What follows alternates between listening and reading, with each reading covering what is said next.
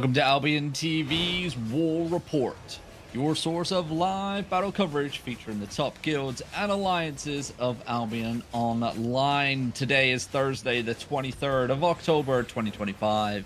I'm your host, Robin Hoodress, joined as my co-host will be Shozen, and we have Bogle on the cameras and knobs.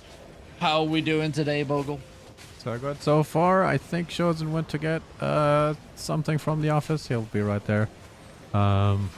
But it seems like we start with action here. Hello Kitty? Who's that?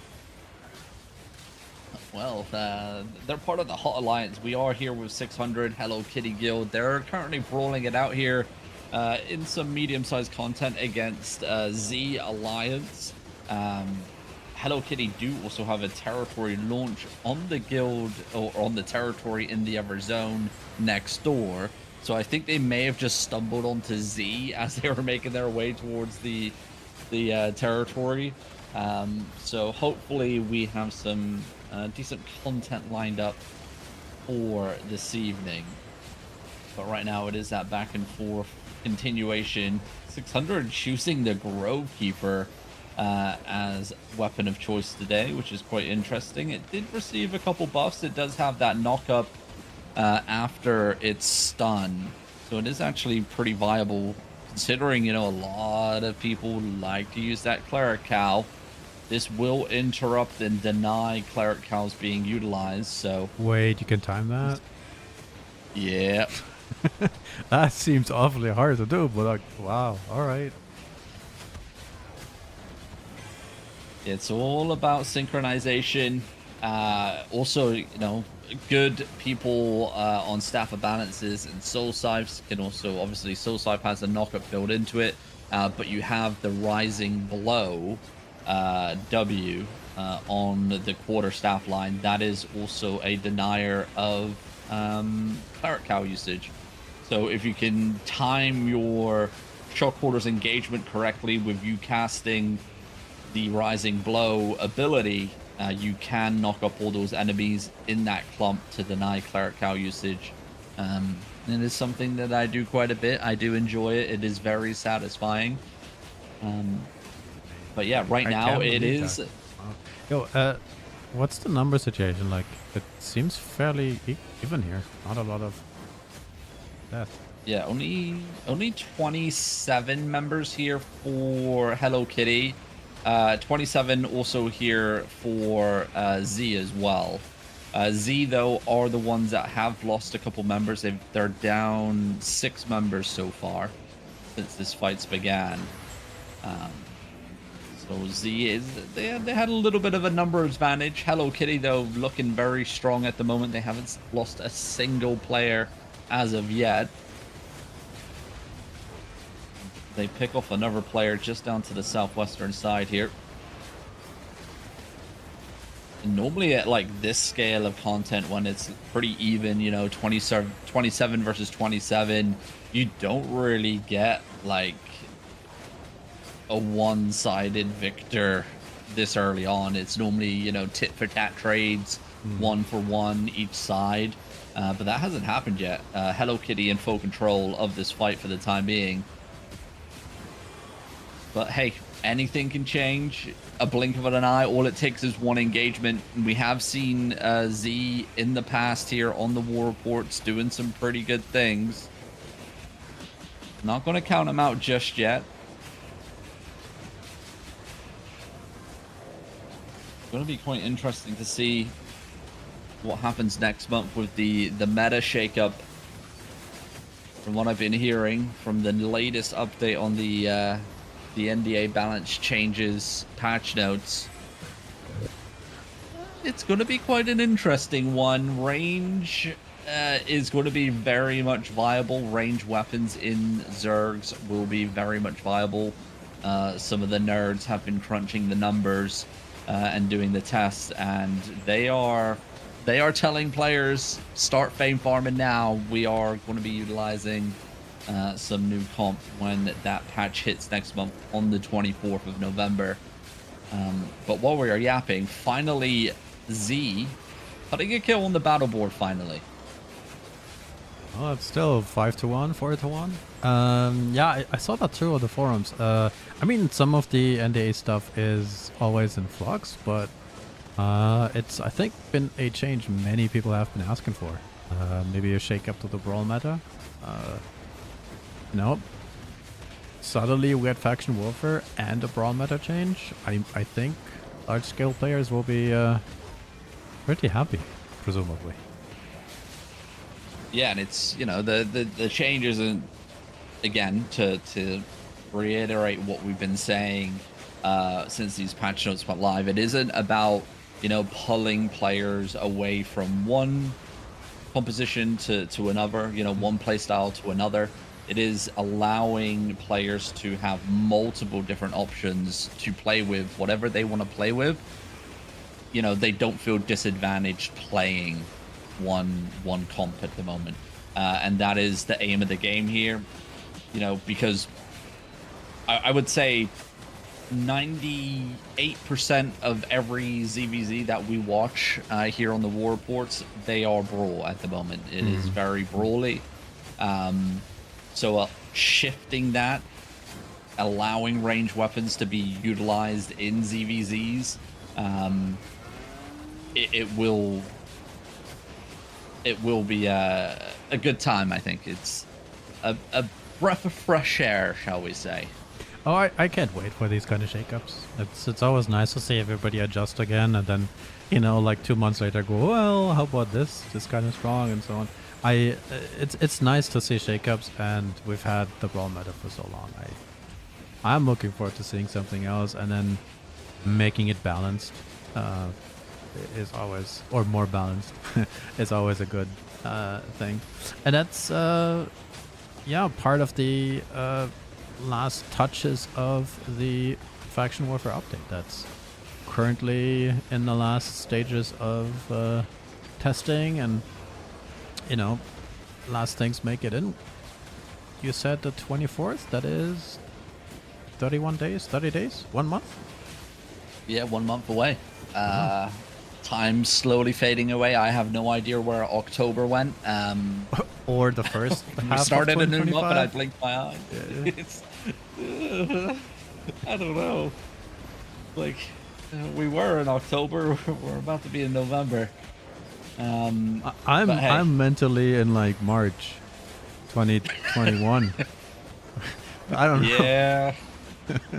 all track of time has been lost, and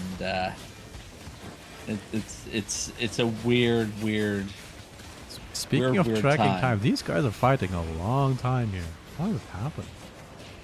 Why does it take so long here? I mean, Z are definitely returning. Z just don't have KO potential, but they are also surviving engagements. We have long CD here as well, like Roadkeeper E is a 30-second cooldown weapon, and 600 isn't utilizing the Assassin Hood either. So it is a straight 30-second cooldown rotation for his engagement, where a lot of the other times you're seeing one-handed mace, Assassin Hood, Royal Jacket, which brings the cooldown rotation to like sub 20 seconds. So that would be a very and that affects then the whole engagement of the whole group, because he's the comp tank. Yes. And he says, okay. All right. Yeah. Like, we've literally been watching this fight now for 10 minutes, so yeah. it's kind of nutty. But yeah, I am really much looking forward to the shakeup and everything, and looking forward to seeing how it all plays out. You know, Lucrative's been in the kitchen cooking up some of these balance changes and listening to the feedback, right? That's something that I want to point out as well is, you know, the first iteration of these changes when they got announced were not received very well. And I think players were struggling to understand the concept behind the changes. Like, players thinking that that Sandbox Interactive, the dev team, were just trying to force everyone away from Brawl and, you know, go faux range comp, kite comp. That wasn't it. Second iteration after Lucrative read all the feedback, and there was a lot of feedback, both positive and negative, right? It wasn't all one-sided. He was, listening, and then he was like, all right, well, let's see this and see what the reaction is. And the second iteration of the changes, still work in progress, still, things to change here and there, still got plenty of time to do that. Things are now looking good. Added some other changes in there that weren't originally in the first iteration as well, where Martlock Cape cannot be purged anymore. And it's having its cooldown scaling. I thought it was always the case, but hey, maybe that's why I died. Yeah, and it's one of those where it's like, good change. Is it enough to bring Martlock Cape back into play? Obviously, Smuggler Cape very, very, utility heavy, shall we say? Because gig pot, you can't purge it, you can't do it, you can't remove a gig pot, right? And you can pull up 2 of them, pretty much back to back. So very powerful in a lot of cases. And then other changes as well. One thing that was reported to me by a player in a Discord was like, why is my soldier helmet getting cancelled on some of these engagements? And he sent me the clips. I was like, let me ask the balance team, see if this is a bug or intended. I passed it on to Lucrative. Within 5 minutes he replied, that's not working as intended, I can fix that real quick. Literally an hour later, updated the patch notes, and now 600 is dead. We'll switch on over to Victor Winner. Yo, that's a double. Victor Winner. I love these names that have a twist to them. Yeah, they are some interesting ones there. Check the spelling of that for me. But just to finish on that topic, right?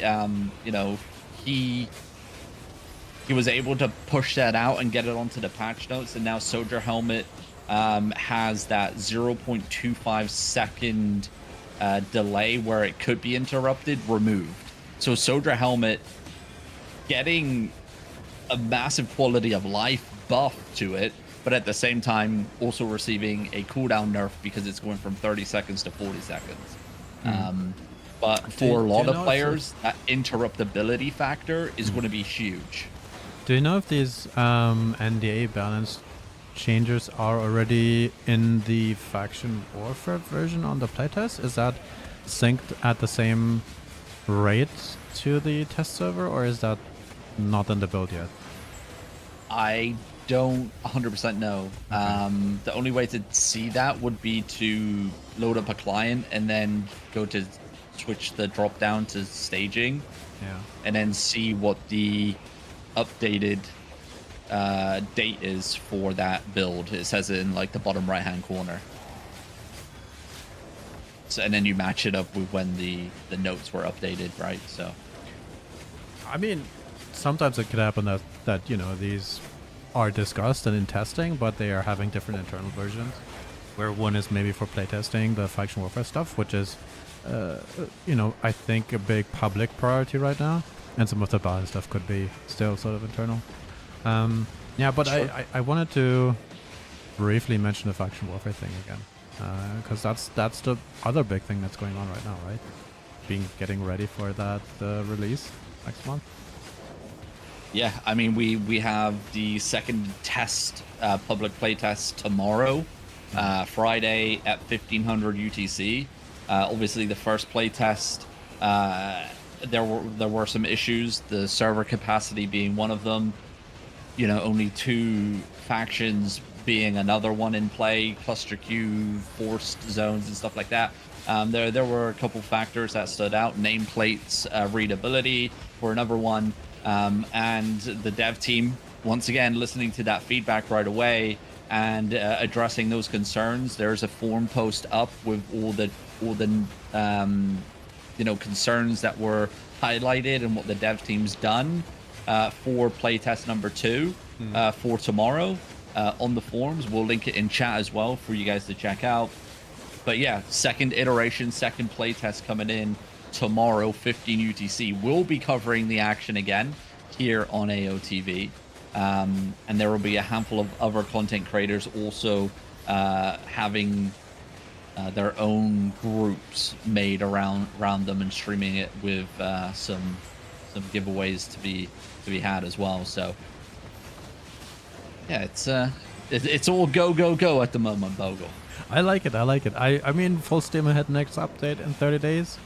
Let's see what we can do with the testing. I'm looking forward to it, and I think I heard somebody just enter the office. Is that show? Oh, I've been hanging out here listening to your show. Oh, hello. I'm just enjoying it. This has been a nice, calm war report as I listen to you guys give a daily show while these poor guys are getting destroyed by Hello Kitty. I mean, it goes back and forth, but Z is not doing well. These guys are they just called GG. are losing. You came in you came in Chosen, and they were like, "All right, Chosen's here, let's go." No, I've been here for a few minutes. I've been listening to you guys give some pretty good feedback and discuss all these things. I'm enjoying it. You guys have a good chemistry here. I think we should have more Bogle on the war report. I think I was just asking wrong questions, Bogle honestly. You're good at that, Bogle. Oh. You know, I enjoy having you on the interview show with me because whenever I stop thinking of questions, Bogle's got like a really good in-depth question. He follows it up. Always need more Bogle on AOTV. Thanks for filling in for me while I was taking care of a few things behind the scenes. It's going to be one of those days full of paperwork, boys.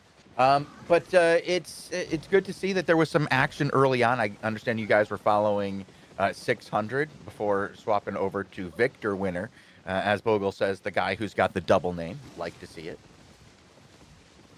Yeah, we had some medium-sized content. It was pretty even actually. It was like 27 versus 27 people. We were expecting a little bit of territory sieging. We only had one territory launch, and that was in High Tree Strand. Actually, no, High Tree Leve, was it? Yeah, High Tree Leve. But that has already finished because 600, who launched onto the territory, was fighting in the zone next door. So yeah, that is it for that. Unfortunately, we'll have to do some searching to see if we can find anything else. I was looking forward to a 1400 UTC war report today because I did get word from Tofu, the leader of oh my god, how have I forgot who he leads? Seaman. Cutthroat, there we go. I don't know why Seaman came to my mind first instead of the actual guild name. But there we go. But yeah, they are actually warring apparently up in the north now. We did see the remnants of it yesterday, actually, during the war report. If you remember, we hopped on over and they were just coming to the end of the fight. It was like 2 minutes left at the primetime hour in Bramble Shore Hinterlands. And we were just coming into the end of it there. But apparently he did message me saying that they are at war now. So that should be some good content for us going forward for 1400 UTC. Awesome. Get to some more action then.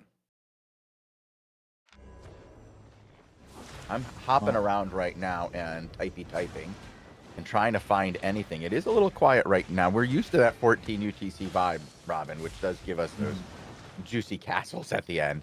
I mean, we might be forced into more daily show content once again. It does seem to happen quite a bit here, which was why we actually switched out of 16 UTC in the first place, right? Yep. Yeah, 16 UTC, you know, it's a little bit later in the day for a lot of players here on the Asia server. We do have like a dip down in active groups out and about. Obviously, prime example, right? If we hop on over to Hugok, Griffin Empire here, don't even have a disarray debuff, sitting in a legendary castle here in Gravebound Cliffs. Normally, like Griffin Empire have like a 20-30 disarray debuff all the time on the other timer. Right now, they are chilling sub 20 people at the moment for this castle. So, and this is the only major castle I believe that is worth going to. A lot of no-show castles spread around the world map. A couple greens dotted here and there, but apart from that, this legendary castle tucked all the way in the corner of Martlock is the one to go to. So maybe, just maybe, we get a little bit of content. I certainly hope soon so. enough. I mean, we always get something from Griffin Empire app 14. They're out there quite a bit. They've been a lot of fun to watch.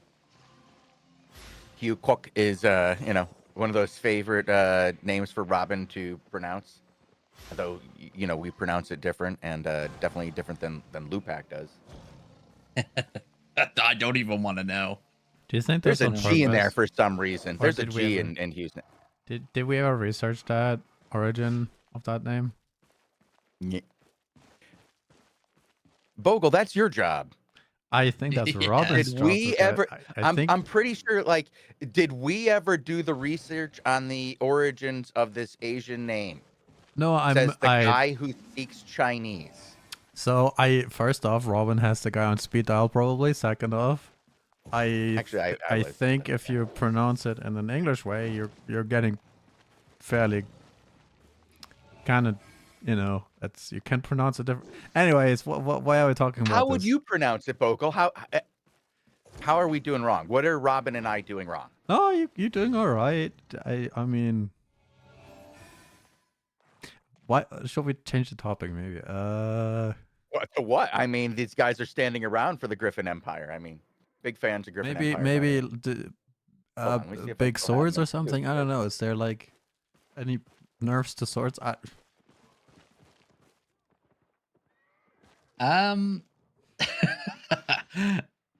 Yeah, there's nerfs to swords. There's nerfs to Wait, every single actually? melee weapon. Yeah. Oh. Well, every Everything, single melee weapon everything with had, breastplate. that was melee. Yeah. Yeah. We talked about that, yeah. I mean, the whole NDA patch notes are always super exciting for a lot of players. And then this huge broad sweep to all melee is big. And I don't think we can understate that. And you spend already quite a lot of time, but I feel like people have been wanting that for a while. We also talked about Clerical, by the way, and there's a big change in that too. And then in the patch notes for Clerical, the ice block cannot receive healing while channeling anymore. That's going to be a big one. Isn't that like the default defensive layer for a lot of like melee? Or For tanks, at least? a lot of melee, for a lot of tanks, it's the go-to. It's that panic button, right? It's the safety button while you're playing, but it's a little bit too safe, right? Like I mentioned, you can counter it pre-engage if you have a really skilled knockup player, but a lot of the time that is not a thing for many. And then especially like in a brawl scenario where everyone's spread out all over the place, it's hard to try and find and be in the right location for a lot of those like denials of Cleric Cows. Cleric Cow has been a real interesting one, I would say, over the last year or so. It has received so many changes to what it once was. It's actually going back because before you couldn't receive healing inside Cleric Cow. Oh, you're right. Then they changed it, and then it became super broken, and then they extended its cooldown usage. So remember, it's a 1 minute 30-second cooldown now. But then you could again be healed inside of it. Then they changed it again, so you couldn't cancel the Cleric Cow channel. You have to be fully stuck in place for 4 seconds. And that's still the case now. Now this is the other change coming in, where once again you cannot receive healing while channeling. So you're stuck in place. You can't take any damage, but you can't be healed at the same time. So a little bit more self-awareness of positioning for a lot of players once this hits.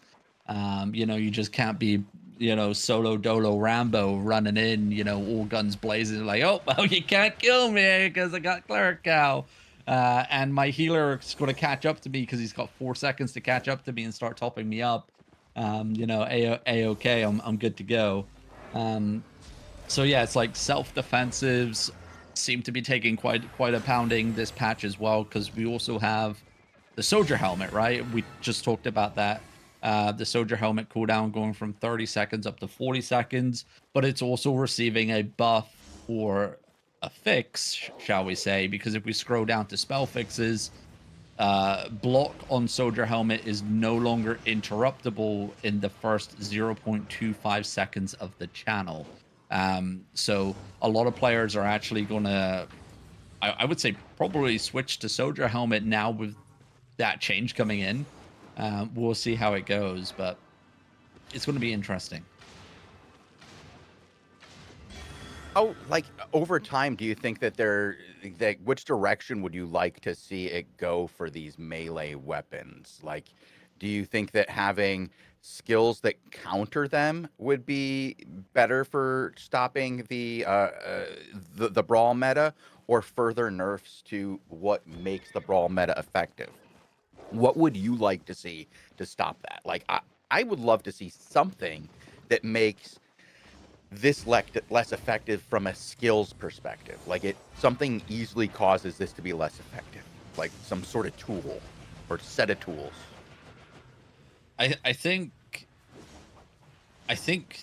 the combat balance team are going in a good direction with this. Now that they've added the resilience change in here as well, I've always been an enjoyer of buffing other weapons that suck instead of nerfing the good weapons, right?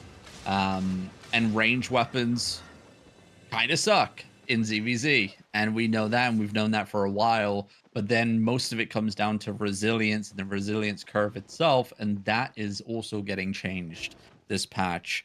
And we got some examples here on the patch notes. We also have a faux chart of resilience value changes as well. We have the current ones that are live values, and then the new values as well here. So you guys can look at that and crunch the numbers at home.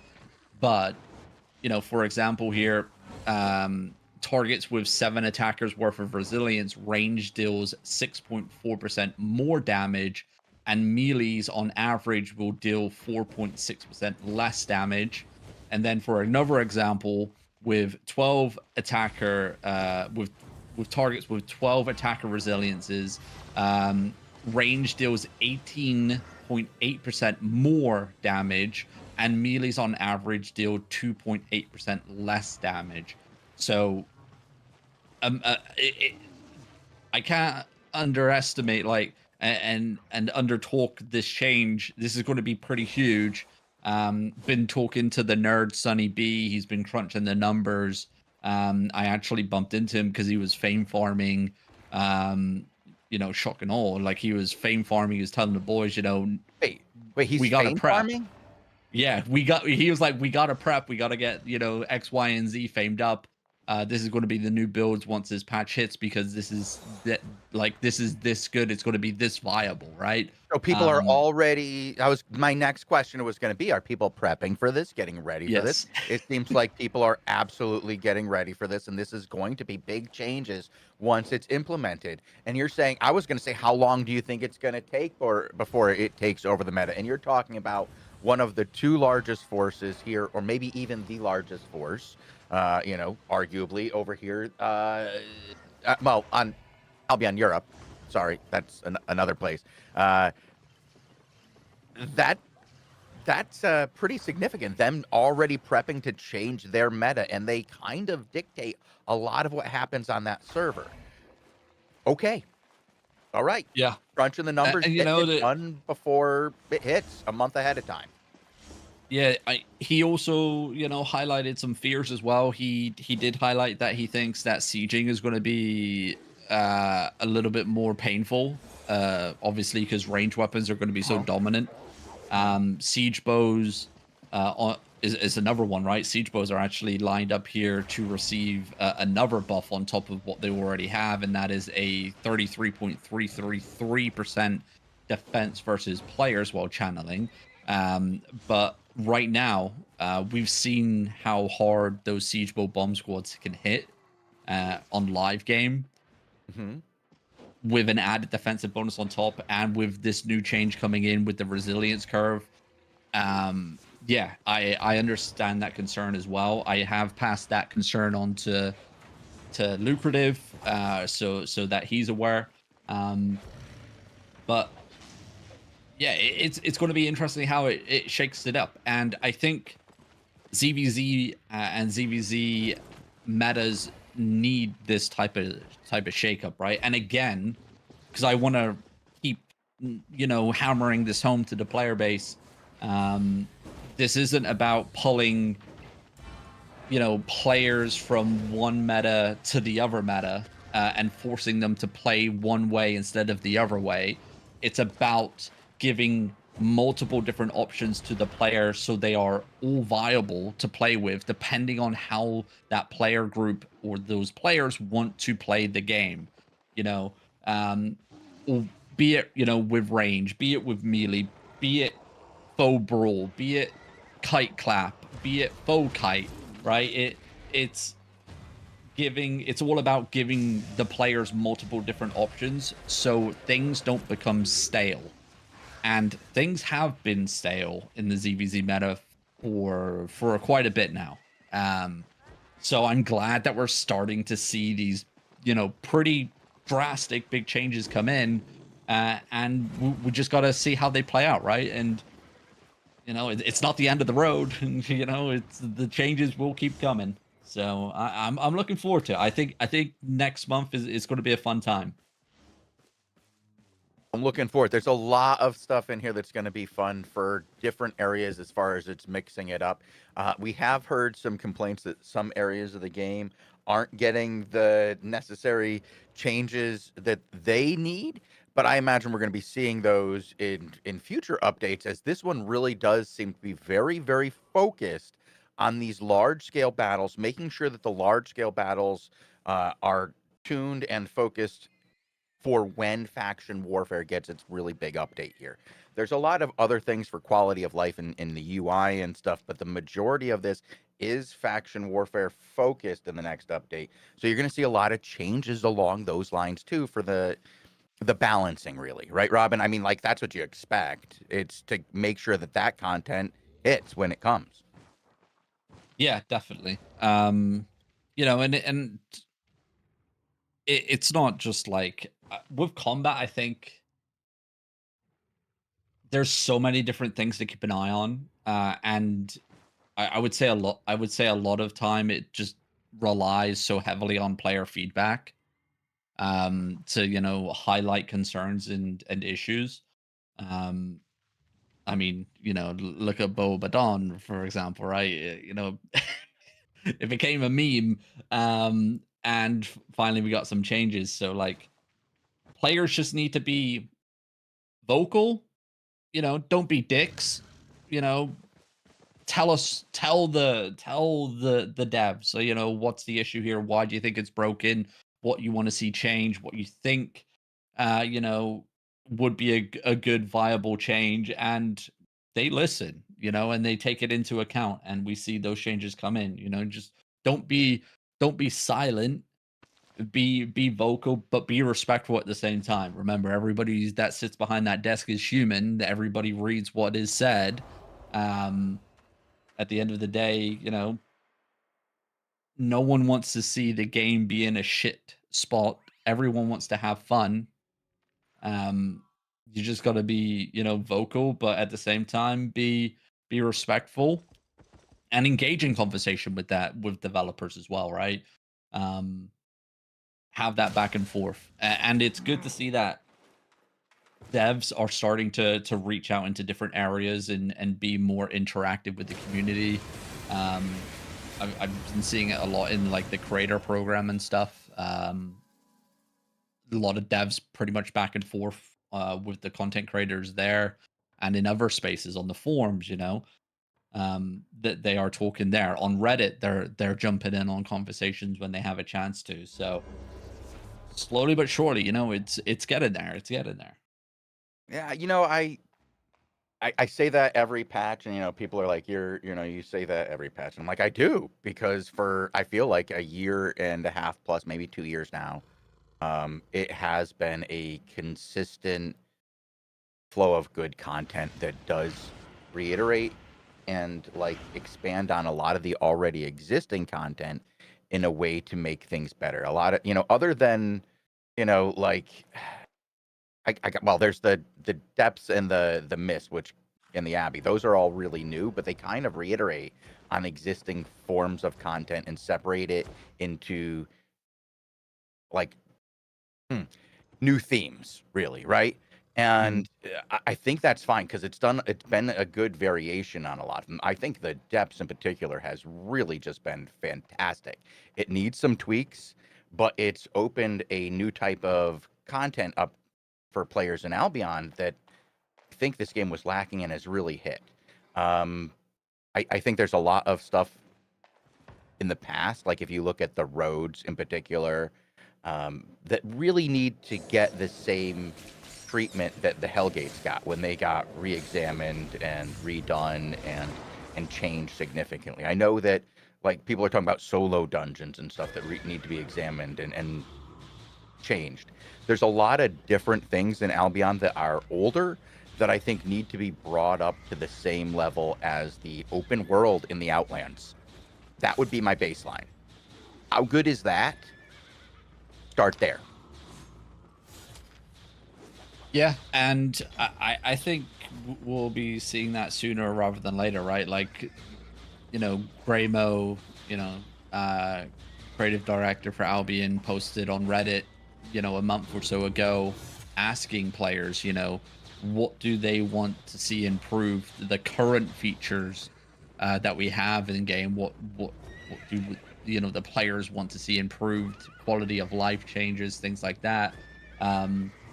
So I think they're building up their list and they're looking at different aspects of the game that need some love in. And yes, you are completely right. There's a lot of aspects of the game that have not had some love in for a long time.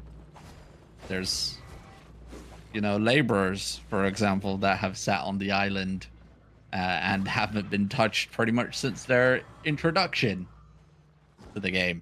Once or twice. But yeah. Yeah. Yeah. But go ahead and talk fun about fact, that. like laborers, for example, right? They We got have they got nerfed enchanted hard. stone. We have for example, we have enchanted stone, right? 8.1, 8.2, 8.3 stone. Laborers don't actually bring back enchanted stone. It's not even on their table. They just bring back flat stone. Like that's one example there with laborers where,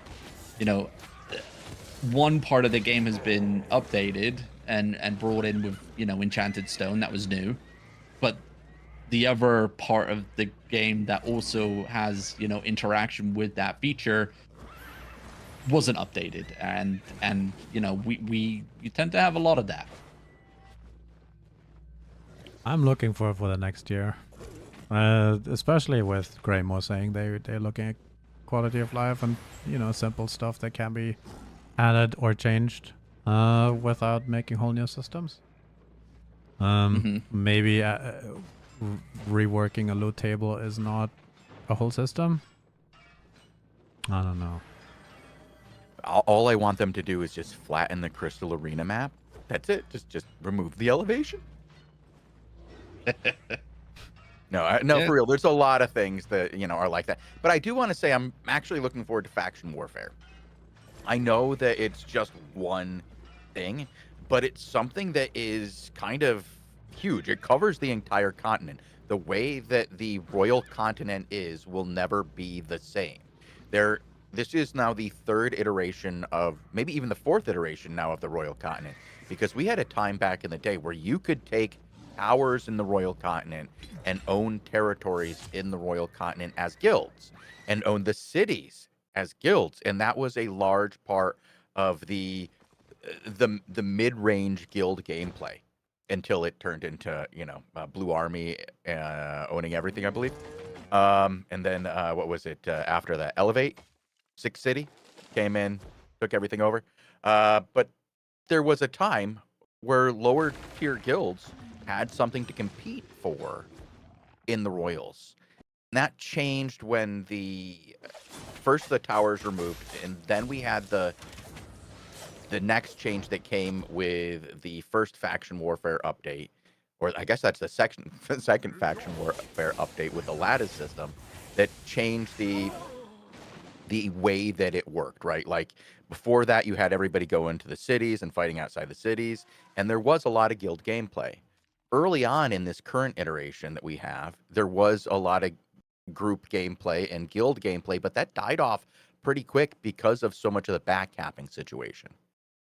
I think with this next iteration, you're going to find a lot of smaller guilds that can only bring 7 or 8 people, groups that can only get maybe 12 people together, but they're going to band together for their faction, and they're going to start meeting other groups about similar sizes and going into discords and meeting similar groups, and they're going to start to find their territory in the Royals that they like to make sure they have, and they spend more time there than others. And then they start to learn about just that identity of a group, and they can take that identity into the Outlands to then basically take the next step. And they may only start as a group of 35 that ZVZ. That's enough. And they can start there after a year or even just 6 months of playing faction warfare. And this next faction warfare looks so good from what I've seen as far as giving small groups gameplay options that I'm very excited for it. Now, I do want to see it work this Friday. I won't be here, so I'm going to rely on you guys to give me updates. I might even try to watch it on my phone as I'm headed down to Pittsburgh. But I'm going to need you guys to tell me what's up, I'm going to need to know what's happening in this faction warfare. And I do hope we get another test after this one, too, that I get to participate in after further changes are made from this one. Again, Robin, the idea that they've been making changes so much in the last year, or 2 years even, before the content comes out. Yeah. In the hands of testers so early. Exactly, right? And like we've been saying, like, Vogue was like, oh, yeah, we got, 31 days until launch day. Still plenty of time to make changes and tweaks and stuff here and there and listen to the feedback. I was speaking to one of the game devs this morning about some of the things that we were talking about yesterday. I obviously can't say much at the moment, but some of the ideas that are cooking there, I'm like, oh yeah, brother, that's what I like. We haven't got that type of thing in Albion, so it would be pretty dope if that came to fruition, so to speak. Absolutely. I think I know what you're talking about, and here's what I'll say on that. Oh, you don't. Oh, Okay. Awesome. That's even better, because here's what I was going to say anyway, and I think it's like universal across any new game mode that Albion adds. Albion has a great fundamental system of how players interact and fight against each other. I know people say that it's simple with only you got your, 6 skills and a couple of tools, right? mhm. Those things, you have so many options with them. I like to think of them as a deck of cards. Like you have your hand of cards in front of you, like you're playing Magic or whatever, Yu-Gi-Oh, Pokemon, whatever your card game of choice is, you have a handful of cards, and that's a set of options. Unlike other card games, you get to pick the cards in your hand, right? You pick your starting deck. What you have in your hand, and your deck is all those different options that you have skilled up for in the past, and you get to pick what you need to use against your opponent, and that's awesome. And then you can build those team decks, right? Like the ones that you play with other people, so you don't just have your hand of 6 cards and 2 tools. Your teammate has 6 more cards, and how do you merge those cards into skills together? How do you make that something? You get up to 5, 10, 20, and then you start to have these group tactics of how to make these things work. It's so much fun and can be changed in so many ways using these basic building blocks of not just like, let's get two people to run up to each other and hit each other in the face with sticks. That's fun. How do you make it different? And Albion's done a great job of making different modes for that, but there are so many more modes that could be made with the tools that Albion has that we've never seen touched. Bogle and I had some amazing ideas in the past. Lupac has some fantastic idea. Funstealer had his arena that was amazing. I there's been I saw somebody make an Albion soccer game, also Funstealer. Some great games have been made with Albion, and I really hope to see more unique game modes come forward. And the people who are working on Albion right now seem like mad scientists. So, Robin, and tell me if you agree on this. In the last 6 months, you've heard more wild ideas than you had in the prior 2 years. Yeah, I will agree with that statement. Some of them, I scratch my head, and then some of them I'm like, tag me in, coach. Like, I'm on board for that. Yeah, I mean, it's always a tough one. It's always a weird one with Albion, I think, when it comes to like new game modes and things like that, because we've kind of seen how stretched I want to say stretched the player base becomes. Like, we have so many different instances of different things that are kind of the same thing, but they're different game modes and stuff. Where like, players like one, but they don't like the other, so they're only going to focus on one thing and not play the other thing. And it's over time, when more and more of that comes in, it stretches the player base out more and more and more, and it thins it out more and more, and then players have the mindset, because they don't see players playing their favorite content, they say the game's dead. Completely the opposite thing, because the game is in the best place it's ever been, and it's growing. Sure. Yeah. And it's just because the players are so spread out in so many different places now, right? Like, cast your mind back to like 2019, right? We didn't have hideouts, so all players played from city. We didn't have city portals, so everybody was in either the top level of the city, their island, the bank, or the market. We didn't have dens, the antiquarian's den. We didn't have oh god, what's some other things here that are instanced? The depths, for example. We didn't have corrupted dungeons. All these different instanced areas. I don't even think we had solo dungeons in 2019. No, we did. We did. Wrong. Oh, no, we did. Yeah. Okay. Yeah, we even had random dungeons in 2019 and stuff. Oh yeah, true. But you get the what I'm saying here. Like, so, like, just those 5 things I mentioned there spread the player base out so much, where most of the time those players are in those locations, don't interact and see the other players. Whereas before, in like 2019, yes, we only had 1 server, but now we have 3 servers and player numbers are huge. Again, players are so spread out all over the place. It's wild. Like, I don't think the players really understand how many players are playing the game at one singular time. And then, we see those comments, the game's dead, blah, blah, blah. But when you explain it to players like that, like, there are so many different areas where players can go and do their own things. Arenas, crystal arenas, Crystal League, Hellgates, corrupted dungeons, the depths, HCEs, solo dungeons, group dungeons, static dungeons, Ava dungeons, Ava roads. dungeons inside other roads. All these different things are just now in the game. There's a And lot, it just Robin. spreads. Everybody's everywhere. Like, look at the Everybody, yeah, hideouts, for it's just like, example, right? well, That's a whole guild in a little tiny pot. well, that's one of those things that I think really made it so people thought the game was a lot less people than it was, because these Mhm. are all people who were in like cities. Because Yeah. you'd go to your island and then you wouldn't stay on your island very long because it's kind of boring in there. You'd go to the city and you just stand in the city. And that's where the banking system was. And your island had, boxes, but pretty quickly we moved to the banking system from boxes. And that brought everybody to those cities, right? And then all of a sudden the hideouts came out, and that moved a lot of the smaller and mid-tier guilds that lived in those cities out into the outlands, which was great. Great. Don't get me wrong. Loved it. Think it was fantastic for the outlands in a lot of ways. Got its own set of problems. Yes.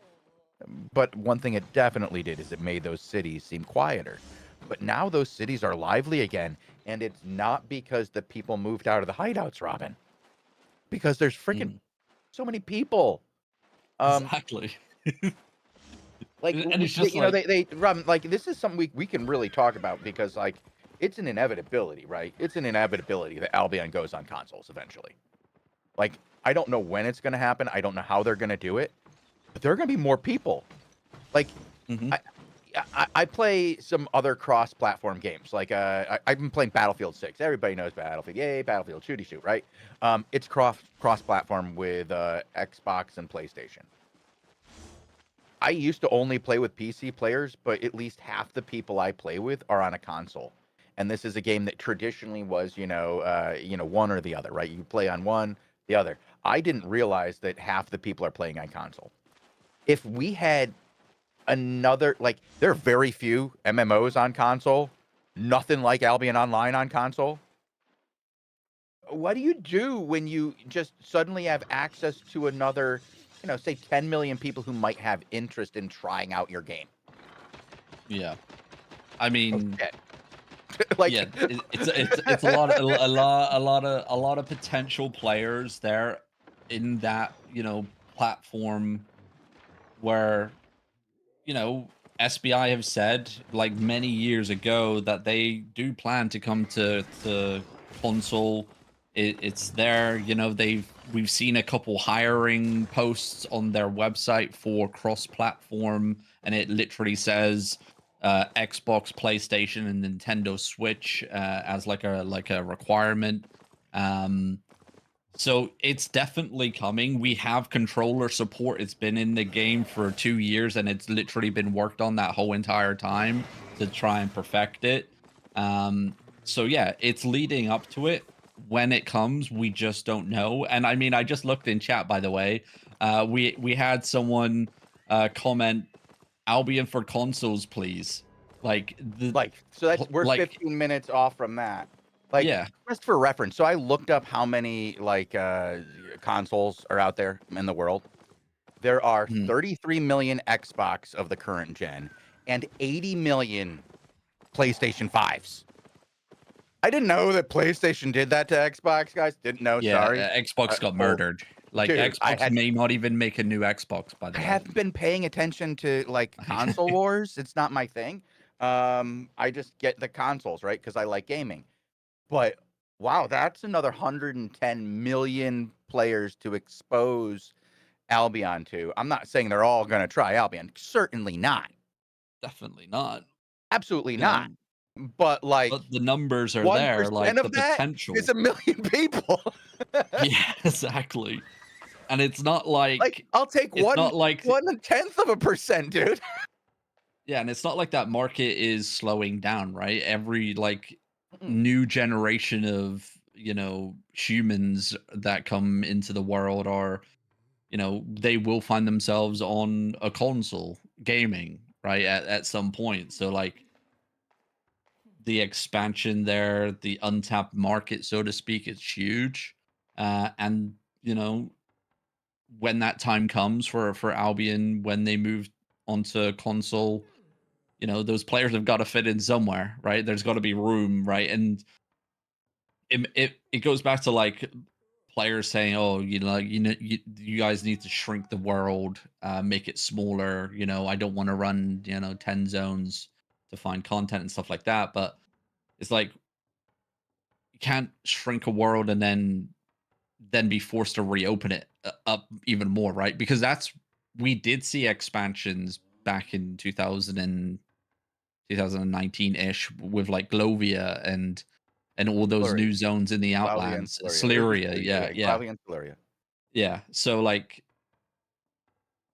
it's clear like when an influx of players come in, they have to go somewhere. They have to live somewhere. They all can't be squidged into Well, the maps part of that the we have reason for now. the current map that we had and the original concept of the design is that it's much easier to add to the current style of map that we had than the old style.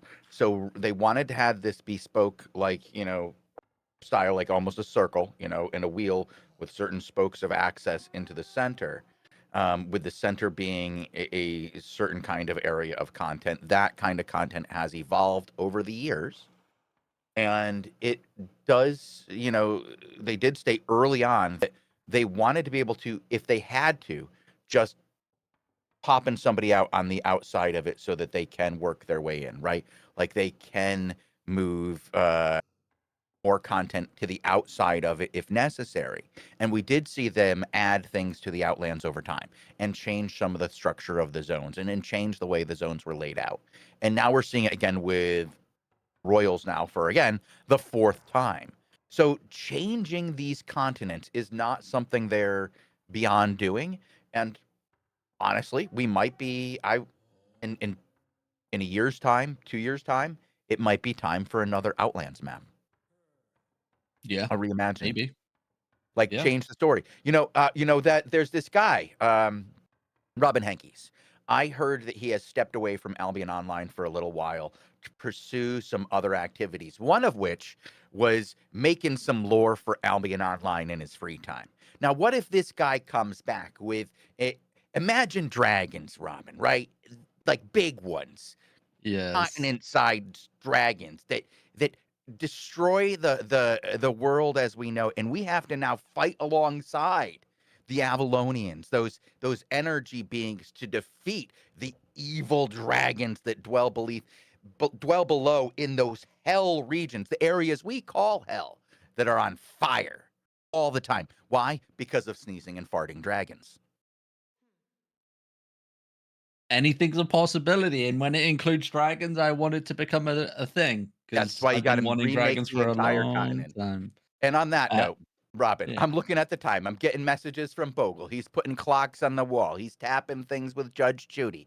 He's saying, "Hey guys, it's time." We're not even overtime. He's just letting us know that it's time. Is there anything else you want to let the audience know of, Robin, before we head out and prepare for our next war report at 18 UTC? There Yeah, should I be a war mean, report. reminding players once again that we do have a faction warfare playtest again tomorrow. The second playtest is tomorrow at 1500 UTC. Information can be found via the link in chat. All information there. Even if you're on the Asia server or on the Americas server playing on the main game, it doesn't matter. You can come in onto the European test server. Everything's going to be there for you to utilize, so you can max spec your character. You can craft whatever you want to use during the playtest. Get involved. There's some gold available to the most active participants, and also to the players that are randomly picked after they filled out the feedback form as well. We'll be here streaming the event, so if you can't partake, if you're like chosen and you're off on your travels, but you want to know what the hell is still going on, tune into the live stream tomorrow. We'll be here for the 2 hour period at 1500 UTC. We'll have some giveaways and stuff as well. But yeah, uh, that's pretty much it. We'll be back in about an hour's time for the European server war report. So make sure you stick around. I believe the stream will be staying up, so you can carry on earning your Twitch drops. And one last reminder, because we didn't mention it today, tomorrow or later on today, if you're on the Asia server, the Halloween event will be kicking off and that does include a fame boost as well if you get your hands on the candy. So Bob is making a return for Halloween. So yeah, happy hunting. But until then, thank you guys for watching, and wherever you are in the world, have a glorious morning, afternoon, or evening, everybody. Adios. See you soon.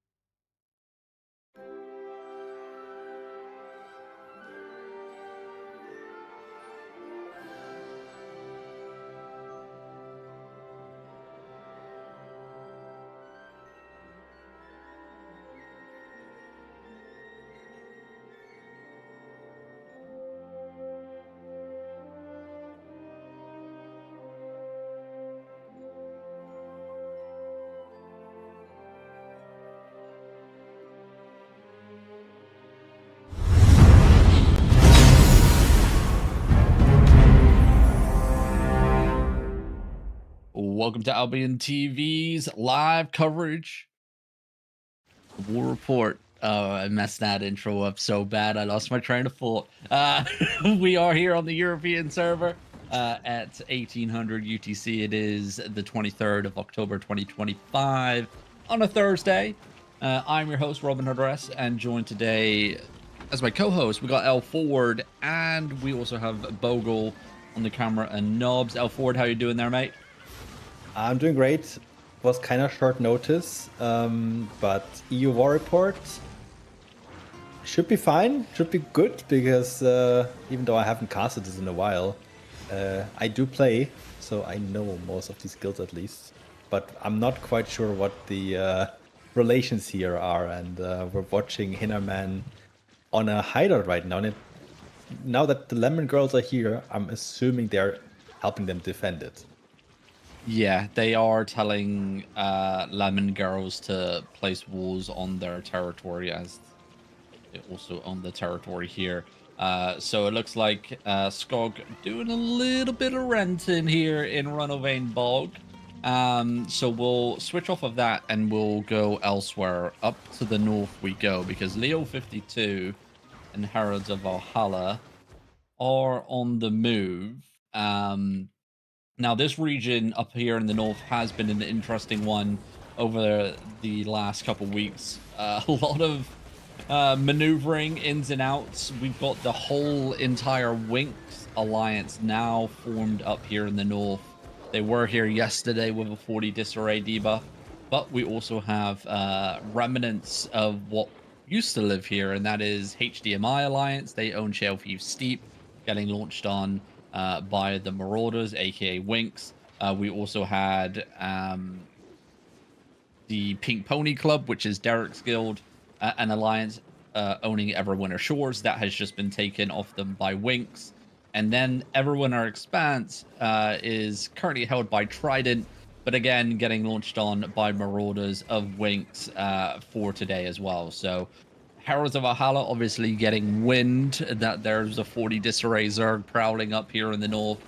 So they are on their merry way, try and find themselves some content.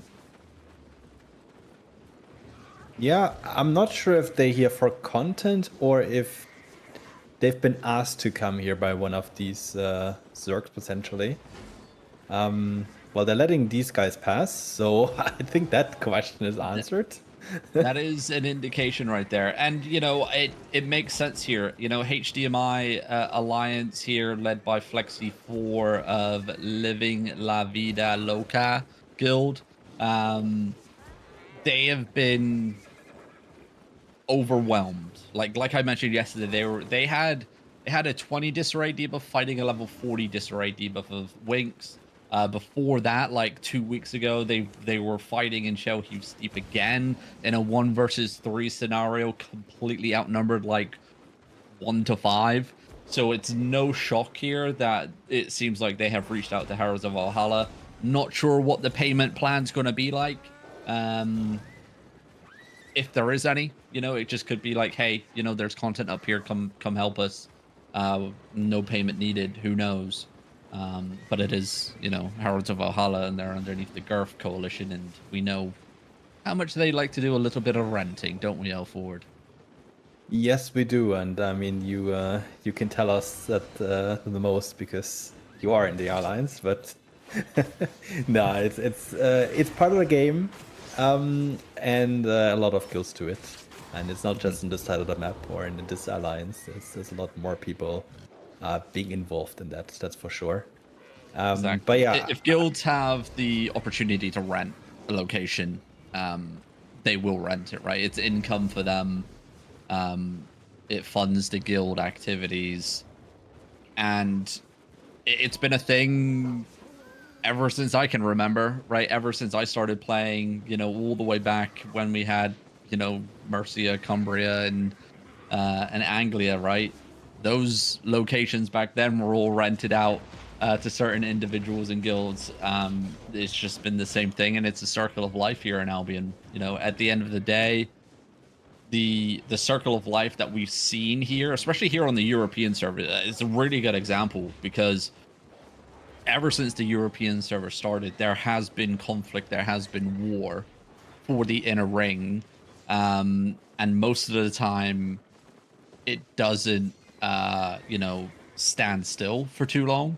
I think this at the moment has been the longest it's been where um, the people that have been in the inner ring have been holding the inner ring. Um, but then again, it's only been this season, right, since contingents moved into the inner ring. Before, they were living in a quality 3 zone in a tier 5 zone,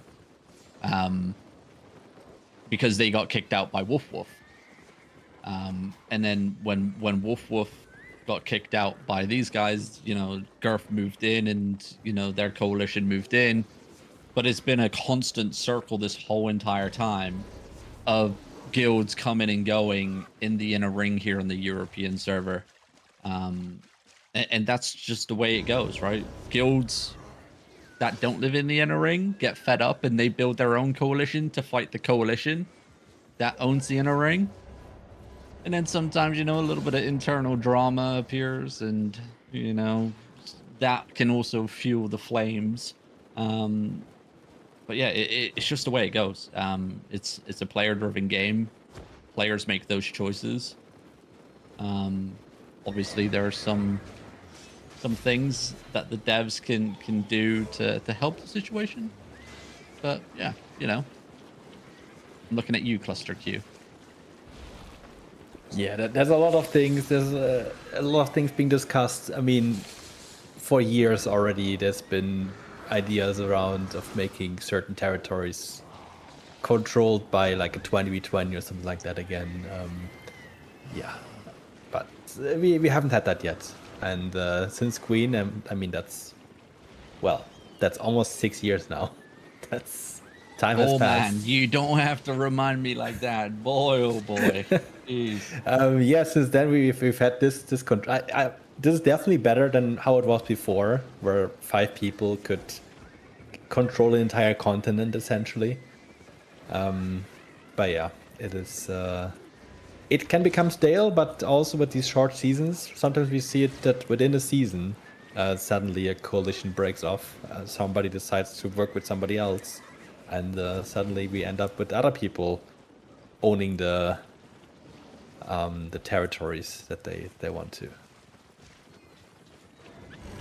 Yeah. We see it across all servers as well, right? It's just the way the cookie crumbles. And when you're on the side where you're getting beat down and evicted and stuff, on the losing side of things, it's not a great feeling, right? But then again, near every single person that's played in the Outlands ZVZ has had that experience, but then they also probably had the experience of winning, right? And reaping the rewards of winning.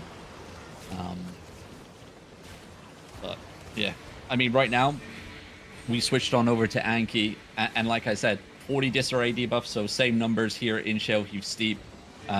They are making their way towards Leo 52 and Harrows of Valhalla right about now, while HDMI hold their territory here in Shellheap Steep. It looks like Heralds is ready for it, because they're overcharging over in Expanse now.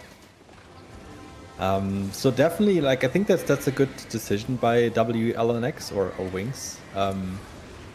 Because if they fight around that territory, then there's always going to be the defender that has this really, really strong position. And Heralds can kite around it, and potentially they could get Heralds in a bad situation for them, where they can just... I'm not sure if they can overrun them, but 40 versus 30 disarray is quite a difference. But have they played the ultimate troll game here by making Heralds overcharge and then they're running away? I'm not quite sure. We'll have to wait and see. I mean, if Winx wants the territory, they have to raise a conquest banner here within the next 5 minutes. Time is of the essence. I will say this territory positioning here is probably the worst that you can do in a 1 versus 2, especially sieging, right? You're kind of forced into very tight choke points around the territory. There's not much room to maneuver. There's long cliff edges and stuff.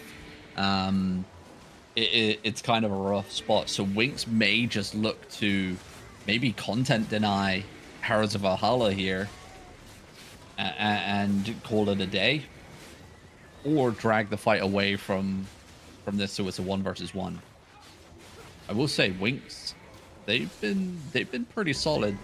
We've watched them a couple times fight Skognagog and do absolute damage and win twice. So, and that was before they picked up Marauders. Yeah. That's always the question. If you pick up more Guildstory Alliance, potentially, like, I don't know if that's the case here, but potentially your average quality might drop, but you have more numbers, and that's always like a thing you have to keep in mind when you have a guild of a certain size or an alliance of a certain size. They look to be content denying here for now, though. Yeah, if you say that they fought against Skog with, I guess, similar numbers, yeah, then, it was pretty much even. They should be able to fight Heralds, but I'm quite sure they don't want to fight Heralds and HDMI, of course. Mm-hmm. Yeah, and it looks like they are just pulling deeper into their, closer for their regears, I believe, as well.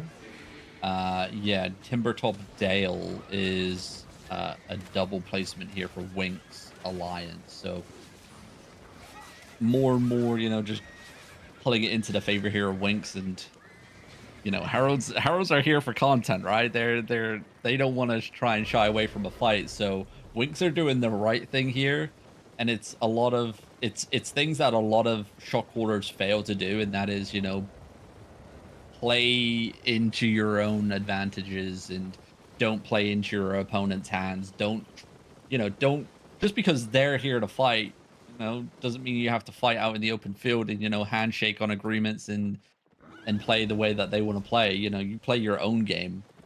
And if it's, choosing to sit behind a territory wall here in Timbertop of Scarp, you do that, right? Yeah, they're and now, here to fight. If Heralds wants a fight, they will have to raise a banner. Mm-hmm. Because it's 18 UTC and the gates are closed. Indeed. Let's see how desperate they are for a fight. I see people dismounting already. Are they trying to catch something? Because that's kind of early to dismount, I gotta say. It's not like it's bomb squad set up Now, here for Winx. Now the question is, did they bring a banner? Yeah, good question. We'll find out soon. Yeah, It happens a lot in my guild as well. I'm like, okay, anybody has a banner, then there's usually 1 or 2 people who actually bring one, and that's a good thing. Well, looks like Winx maybe looking to play a little bit aggressive here. They are stepping out into the open field. Bomb squad trying to make a play there, already denying. They're like, yeah, let's not do that. They were probably about to get hard countered on anyway if they went for that play. But OC ringing out here.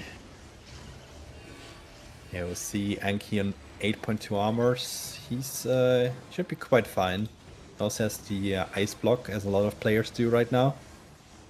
We'll have to see. I believe Herald is playing one shot still. And HDMI are also now on Battlefield as well, by the way. Are they? Yes. Okay. I will put the other shock holder for Winx in our chat here, just in case Anki has a quick first step, just so we have someone to switch to if needs be. But we'll stick with Anki for now. Yeah, so first level fortifications. There goes the first engage.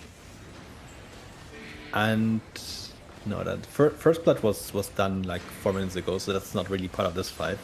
There we go. There's a secondary shot caller.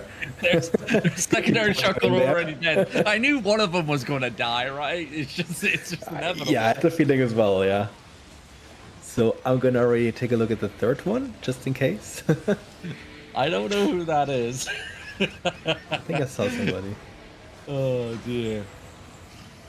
But you know, gotta figure out what your opponent's bomb squads are, right? We're seeing Riftlet, another peeking pigeon there, dying on the wall for Katagom.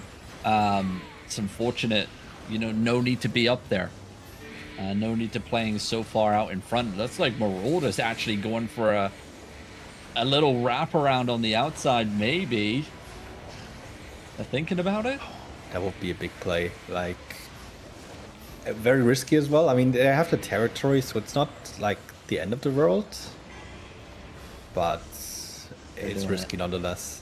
There is one scout already here for Winx. I think they just noticed that they just got called out, so they're going to step back in here. You know, shout out for, you know, the guys on the other side having those battle scouts up, always like prowling, keeping track of your enemy. That's half the battle when it comes to ZVZs, is keeping track of your opponents, especially when there's multiple fronts, different bomb squads in play, just keeping an eye out, seeing if they're trying to make those sneaky rat plays, just monitoring the situation around you. Anki now back at the gate here. Yeah, information in ZVZ is everything, really. If you can spot a flank early, if you can spot a wraparound, if you can you see that the enemy bomb squad is going in, that's usually the job of the battle mounts that are in front and that can't really get one shot by an engage. So they are safe there to stay. But yeah, then of course you need the D-tanks who just watch the flanks. And they're pushing out here. What is going on? Yeah, a fourth group just joined into the map. 6 Alliance did zone in by the southeastern door. So it looks like maybe 6 and Winx may be working together here, because it was HDMI and Heralds that pulled off. Or Heralds just joined Alliance with HDMI. Okay, so maybe this is more than a one-day commitment. Yeah. The contract has been renewed. Now would be a bad time for a contingent to get launched on, but yeah, that's a different story. Oh. So how much disarray do we have here now? 44 disarray for the attacker now, 41 for the defender. So numbers are quite equal. The attackers slowly, well, they have a small advantage in terms of numbers, but of course the defender advantage is definitely there as well. And another I'm engage here, right, getting one. Depending on who 6 are working with, you know, obviously there would have been a lot of red name tags there for Heralds to monitor. So maybe 6 are working with HDMI as well, and Heralds join tag with HDMI just so there isn't like multiple different red name tags. Because remember, all of Winx will be red, HDMI would be red, 6 would be red, right? There's a lot of different groups to keep track of, so them joining HDMI may make it easier, if they are working with 6, to keep track of the battlefield a little bit easier. But here we go, engagements happening outside on the eastern tip of the territory. Couple deaths going either way here. Yeah, I did see a couple of Heralds and their lines dying to Wailing Bomb Squad, so that's something to keep an eye on. Of course, with 40% plus disarrays, you have a lot of different cooldowns to play off. And look at that blob on the southeastern or northeastern door there. Southeastern door, southeastern door. That is 6. They are just waiting in the wind. Yeah. So they're sending their scouts out. If they're not affiliated with anyone here, then they're sending their scouts out. And how did they just die? Was it a bait? Well, or rival? Invis Clapper there for Shadowfax 61. We actually saw him do work against Skogdagog last week. He was actually the tide turner during the fight, getting an Invis Clap into the backlines. He strikes again today. Yeah. 5 kills I didn't see him secured just coming. for him. And he survived. And again, you got to keep track of all these individuals as well, right? Yeah, with the Oh. H3 bridled overcharged acid pots. I mean, you see, he can kill people. He can kill a clump. Can happen, but yeah, we don't know if Six is allied with any of these groups, right? Correct. We don't know Yeah. affiliations yet. We'll probably about to find out because Six are rotating to the south and western side of the territory. We'll They see only what have a they- 20 disarray. They will get run over immediately if they look to fight somebody here. Yeah, not sure what they're up to. But again, like judging by like movements and stuff here, it looks like nobody knows what they're up to. Maybe Six are just here free for all. So, and look at this, Anki mounting up with all of Marauders heading west to deal with Six. Yeah, but it didn't look like Six was really working with Herald because Herald's immediately changed position when Six arrived here. So really, really weird situation.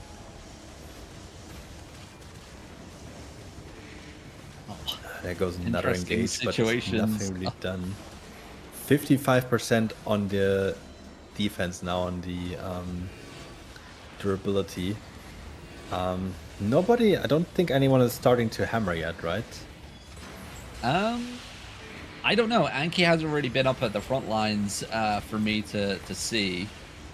Let me look. Engagements are Yeah, I'm coming checking in on thick Leo, fast. but it doesn't really look like they're putting a lot of effort into that yet.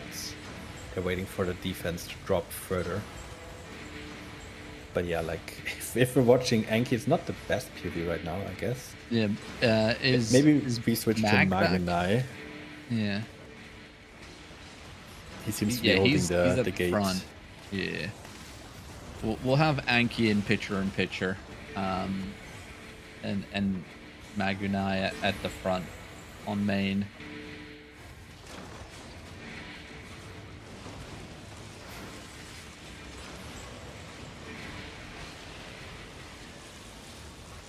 Wink's losing another one here out at the front. I'm not sure what this guy was up to. Hand of Justice there, looking like Dazroom engagements. That was a terrible one. Maybe it's just there to fake. The Powers of Valhalla trying to strike on the northeastern side of our screen here. Anki looking for a return engagement. Both engagements not going to find anything. The back and forth. Actually, as I say that, there's the counter secondary punch. Look at that kill feed. A handful of members dying here for the Winx Alliance. That's more than two hands. That is more than two hands. You are completely right. And Maganai rotating all of Lodos outside as well. Hitting the combat looters here. Gigpot's activated, but here comes another strike. Cleric Cal activated along with the Great Arcanes. It's Heralds that lose people this time around. Their Bomb Squad players going down. HDMI sending a Gala Clapper into the back lines here. He pops out. Doesn't really find much as 4 Judicator armors are utilized. Nameless going to get kidnapped here. That Gala player sent back to the regear line. Yeah, wrong timing, I'd say. Wrong timing. Yeah, just a little bit. But yeah, Look at doing his that body engage. stack Like, here. I'm not quite sure why they're holding that tiny choke there, but they are. So yeah, I mean, definitely gives the people. Jackie doesn't have. There he goes. Yeah, I was about to say. Yeah, he used doesn't- clerical the other engage, so he doesn't have it. And Yeah, he doesn't the have engage anything. before, also everyone that didn't pop an ice block died. So yeah, they don't seem to have any You group stand there defenses. combat looting in literally a graveyard, right? And your opponents are literally right next to you. Like, what do you think's gonna happen? Yeah, if you only have one, I mean, he probably also has gig pots, but yeah. If you're only used to using your helmet slots to keep yourself alive, and it has a high cooldown, be ready to do some evasive maneuvers when you don't have them. Mm-hmm. And he was not Gotta have ready. your wits about you. Let me see. I was gonna suggest that Hand of Justice we saw earlier, but I guess you'd be against that. So I'm gonna just keep watching from Leo's perspective. But Leo's playing very far back, I gotta say. Leo, Yeah, it everyone's feels like kind more of of- his work is in front of him than behind him right now. So I'm not quite sure what the goal is here. And not much progress is being made, and we know Heralds has to regear from quite far away, and most of Wings have their regears quite like they have them here or the next map or 2 maps away. So yeah, I'm not sure if they can really make progress here on this territory. Yeah, I don't think so either. Like you said, like regears are very far away. By the way, 6 M3R company finally disengaging from the zone. That's them shifting to the door once again. Probably notice that they're not going to be able to make a dent here on either side. But yeah, regears are all the way down in Morgana's Rest for Heralds of Valhalla. Yeah, that's a long way. If you don't get ganked on the way. Yep. And it's prime time. Good luck. Yeah. Good luck indeed. Yeah, it seems like this choke over here that Anki is holding.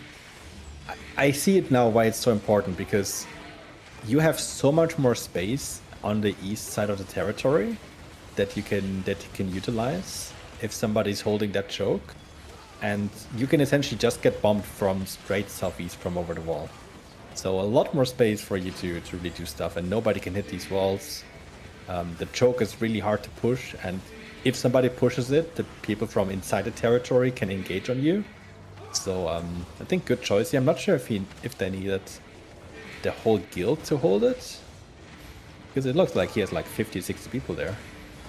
But yeah, they do, and they catch another D-tank there, who was a bit too far ahead. The panic button, just in time. Just in time. Now, does Anki realize that he has Gig Pot left, but does he, play up front? He has been playing very far back. It looks like he's going to do just that. Yeah, I don't. But he also has boots that can get him out of trouble. He's running royal shoes with the evasive jump. So if he uses them, he can deny a lot of damage and get out of position, like out of a dangerous position. So yeah, I would guess that he's fine. But he's playing it a lot more careful now that his clerical is off cooldown. It's really crazy to see that most of these Zergs seem to not have any support tanks that just put guard runes down or something like that, because the guard rune is saving most people. Like it can save so many people on an engage. Yeah, they're deciding against it. And rather they're going for clericals. But it's working so far for them, because Heralds of Valhalla is not making any progress whatsoever. Yep, and we have been seeing kills come in via the kill feed. Maggie is back, by the way, at the front lines at the gate. The bodies are starting to stack up here as well. HDMI just trying, like you said, trying to get some of these wall sections down here. But Winks also repairing at the same time. Without a lot of pressure here, HDMI, time's going to start being a factor. We're about to hit the half an hour mark here, 30 minutes remaining of the primetime window. I don't even think they're going to get through first section of wall here, to be honest. I mean, it looks like they started smashing at the very least. They have 2 hammers at the very least, and the defenses are down, so they can get to the first set for sure. But I'm not quite sure if they can really make progress afterwards, because it doesn't stop there. Yeah, they gotta. I would say this is the easier part. Yeah, to be honest. This definitely is the easier part. Bomb spots hitting for both sides on that engagement. Once again, Winks putting kills on the battle board. By the way, Don't know if you noticed that Shadow Fact 61, that bridled player, did get picked off and deleted. He did go for a strike. He got 1 kill. Then he died. Yeah, 1 for 1. I mean, given his gear, that's not great. But he also killed a couple more people right before that. And if you have the OC running, you might as well use it, right? Gear is a consumable. So, gotta go all in. Gotta have the mindset where as soon as you leave the safety of a city or your hideout, that gear set you have on you is already lost. Don't play with gear fear. It's not the way to play. But it does look like HDMI once again just slowly backing away here. Again, they've lost so many frontline tanks. Finally, the gate has fallen. So the gate is down. The wall also starting to crumble next to it. Bomb squad engagement for both sides coming in. Great defensives here for Winx, keeping everybody alive. I'm wondering, you know, does momentum pick up here? Does HDMI look to start faux sending it? Are they just going to start, you know, flooding territory, force Winx to second level already? Or do we see a continuation of this back and forth here? If they choose to flood, I mean, this is... they're pretty much like sardines in a can on this section. Yeah, this is not really a section where you can just... I mean, Winx can just go next floor and they're going to be safe for quite a while. It's not really going to happen. Heralds and their lines, they are getting more reinforcements though. They are back up to 42 disarray. So the first couple of riggers already back in. Asking myself right now if any side has a command limit. I believe they don't, right? No command limits here today. So. There goes the first battle mounts. Yeah, battle mounts made it to the first floor, but yeah, not really much more. Still only small trades. 1 for 1, 2 for 2, 2 for 1.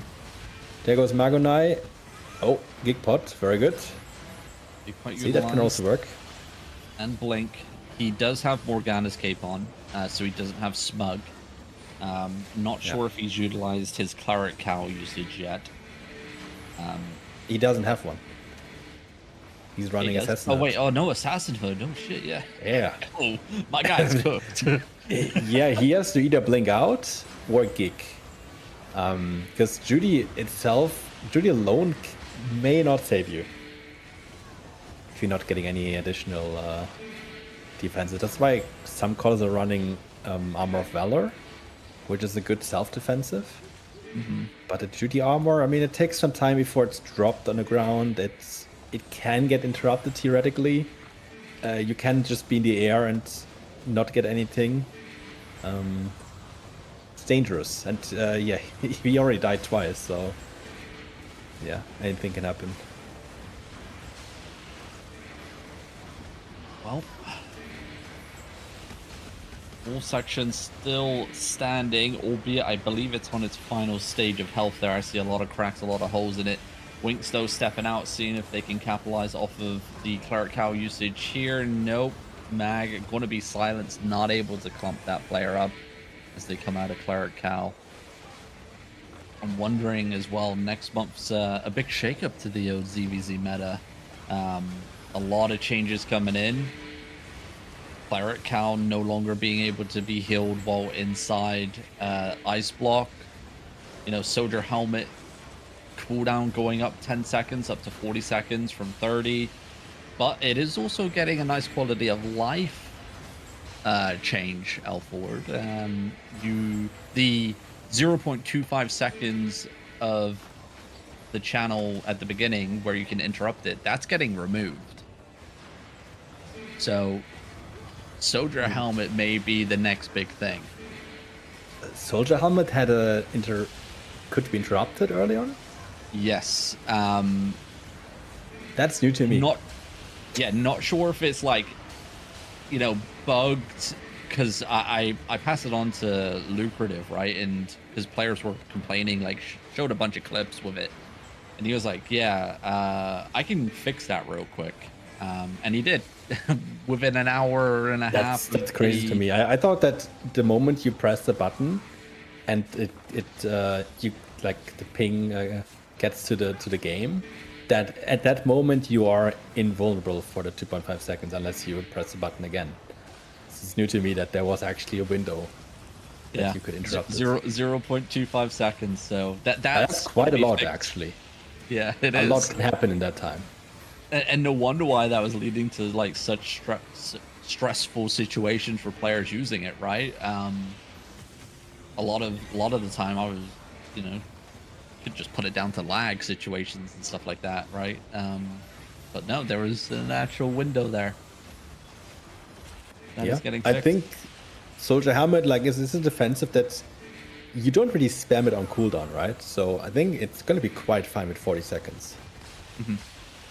But another big thing that's going to happen next update is, of course, the faction warfare, which might bring these kind of fights, maybe, well, without the battle mounts for sure, but also maybe with more new players as well to the Royal Continent.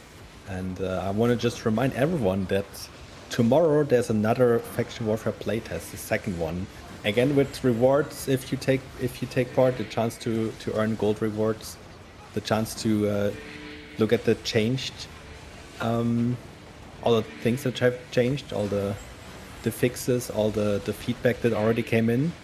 I believe it's 15 to 17 UTC tomorrow on the test server again, and this time with more capacity.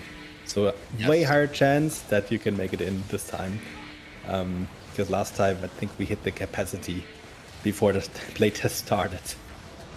Yeah, there is a link in the Twitch chat pinned at the top. If you want more information on the playtest itself, go to the link that's pinned at the top of chat. But yeah, the devs did say that the first playtest was actually 6 times more numbers than the playtest that they did with the Abyssal Depths. So they were not prepared for that one. It's a lot of players. Yeah, a lot of players are interested in faction warfare. I mean, even if people say, "Oh, it's that," or like nobody's playing, whenever I see it, I see still Zergs from every faction city forming and taking outposts, especially during Bandit. There's a lot of people playing. Oh, 100%. It's crazy to me, and I think on other servers, I think on Asia, it's like a really cultural thing even. Whenever I check Asia, I see so many people doing faction warfare there, even more than on EU or NA. So yeah, definitely a big interest in that, and we want that update to hit the right nerve. So we need more feedback tomorrow. Indeed, and we'll be live here on AOTV with that show, 2 hours long, playing through the playtest itself, giving away some premium codes and all that jazz as well. So if you can't make it in game, we're on Twitch as well. But yeah, I'm also really glad that they've touched base and addressed some of the core concerns that came up in patch or in playtest 1, right? The nameplate visibility and readability, that's being addressed. The server capacity, etc. They're opening up more than just two factions, but here we go. Things are spicing up here. It's a 1-2 punch, but it's Heralds that get punched right back. Winks took 4 or lost 4, then they took 4 back. So an even trade here. It looked like it was going to be a lot more there when that secondary wave came in, but both sides doing pretty goddamn well. Could have been way worse.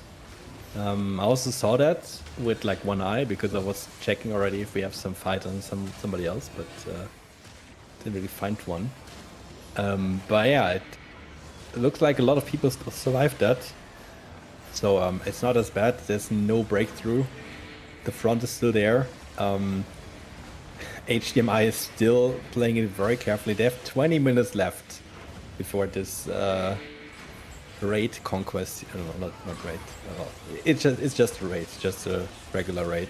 Before this is essentially not worth anything. And since they joined the alliance, I assume that there's some sort of thinking that, hey, you joined the alliance, you promised us that you're gonna get us these territories. Why aren't we getting these territories? So yeah, we'll have to see. Yeah, but like I said, like Winx kind of just came out of nowhere. Like Lodos here kind of came out of nowhere onto like the Outland scene just this season, right? We saw them quite often around Fort Sterling portal region. Like I mentioned, you know, they were fighting Skog last week as well, but they're doing really well. And now that they've picked up Marauders as well, they're trying to take the north. It's kind of great to see like a brand new group just forming out of nowhere and engaging in, you know, endgame ZVZ and making their mark felt. Like they forced these guys to join an alliance together to try and take them on. And right now, with 19 minutes to go, and HDMI don't have a foothold in the territory itself, you know, it looks like they are holding on to this territory, stopping an attack, at least for today. But then again, hopefully I don't give them the Caster's Curse. Yeah, because Enki did just die right before you said that. Right. But I gotta say, I don't see anyone else than Heralds really engage. Not sure if the rest of the alliance is still there. They've down to 38 disarray, but the rest of the alliance seems to play very far back. Yeah, I'm not quite sure what's going on there. Like, I only see very few purple names in front for Leo. Yeah, it looks like the other group's kind of like the secondary or just like the random punch. Oh, big bomb squad hit here. Only one member going down here for Winx. Great defensives coming out. That was a ballsy, deep play there from that bomb squad, though, going all the way deep, even past our shock order POV to get that hit out. Surprising that they only got one, but again, going back to what we've been saying, Winx's defensives have been on point. They fire back over the walls here, and they secure 3 kills onto HDMI. Some great play here today so far. Yeah. It's very unlikely that anything is gonna go completely downhill for them, that they lose this raid, potentially. Oh yeah. I was gonna say, I'd be surprised if they didn't at least try launching some other territories. Looking at the world map, yes, they have launched on other territories. Well, it's mostly limit breakers that did, but like everything around us is just, yeah. There's attacks tomorrow, if you want to cover that. Yep. But yeah, Winx is pushing out now. They are like, okay, guys, this is boring. Let's fight open world. We don't want to stay in the territory anymore. But it looks like the attackers already left. Yeah, they're already making their way out. I don't think anyone's getting caught. Nope. I'm wondering if something's happening in Shellheave Steep to force HDMI to pull out. Yes, it is. A banner was raised here by Crumbs Soap here in Shellheave Steep. So that's why HDMI pulled off of that fight to make sure they defend Livin' La Vida Loca's home zone. Yeah, Crumbs is here with a 25 disarray. I think Crumbs got word that, you know, the boys are on their move this way, and Sorrow's like, yep, time to skedaddle, boys. We're out of here. Yeah, they dropped the banner, so the defense is not going down further. I'm 100% sure as well that Klinkle is not going to join Crumbs here to fight Heralds, because they are in Ravine, Sunfang Ravine. So, yeah, that won't happen. Yeah, surprised to see Crumbs up here, I gotta say. Yeah, that's a long run. Sure. Just to troll just to throw Harold a little bit. Why not? Why not? And it has helped Winx here, you know, final territory that hasn't been launched on and raided here. There are other territories dotted around, like you mentioned here up in the north, all have been raided and launched on by the IMO, so Limit Breakers Familia, which we've also been seeing up here. And that is another group that was actually partaking in the big fight last week as well in Shellheave Steep. So a lot of moving parts up here in the north at the moment. A lot of politics going on. A lot of people trying to move in, and a lot of people trying to deny that group moving in and taking control up here in the north. Some fun times for the final 17 days of season 30 here on Albion Europe. Or season 29, my bad. Getting ahead of myself. Yeah, and not a lot has been decided yet. I think there's a lot of fighting around that second, third, fourth, fifth, sixth spot. A lot of guilds trying to get Crystal. We'll have to see, because we haven't seen much of Utopia versus Gorganger, I believe. But we have. We have, okay. Yeah. Yeah, here on the war report we have. It's actually something that we've been keeping a track on quite a bit here. Skog did a lot of raiding onto Utopia at 18 UTC in their zones of River Copse Crossing and Thunder Rock Upland, and before they dropped River Copse Path to KFC. That is why none of those territories are glowing right now. Also, when Skog stopped raiding them because they're kind of useless to raid at the moment, Soap and Crumbs then started raiding Utopia as well. So Utopia is just getting pounded down day in, day out, it seems like, while Skog have closed that gap. So last week when we were here on the Saturday, the difference between Utopia and Skog in terms of season points was 45,000 season points. That gap now today is 11,000 season points. Yeah. So that gap has closed tremendously, and it's kind of something that we've been, you know, keeping an eye on. You know, Skog probably definitely taking third place, but the real question is, do they also fuck over Heralds of Valhalla? Because remember, Skog was under the GERF Coalition banner in the GERF Alliance right at the start of the season. And it was actually Skog and Heralds of Valhalla who fell out with each other. Skog started raiding Heralds, Heralds started raiding Skog. It snowballed into a massive falling out. I don't think friendship has ever been cured on that front. And I'm wondering, you know, is Skog placing themselves in a position where they can snipe second place from Heralds this season? I think it's possible. It depends really on the politics at the very end. Yeah, we'll have to see. Bogle sent me a name here, Ferrum. I'm not sure if that's going to be the best POV, because he does not have Disarray, but there's two Disarray Zergs in the map. Fighting over Driving Cross. I'm gonna see if I can find us another name, potentially. Maybe Tick Alliance? What do we have here? Oh no, actually, let's go Ferrum. Ferrum if we want to switch over. I think the fight in the north is over for now. From what I can see.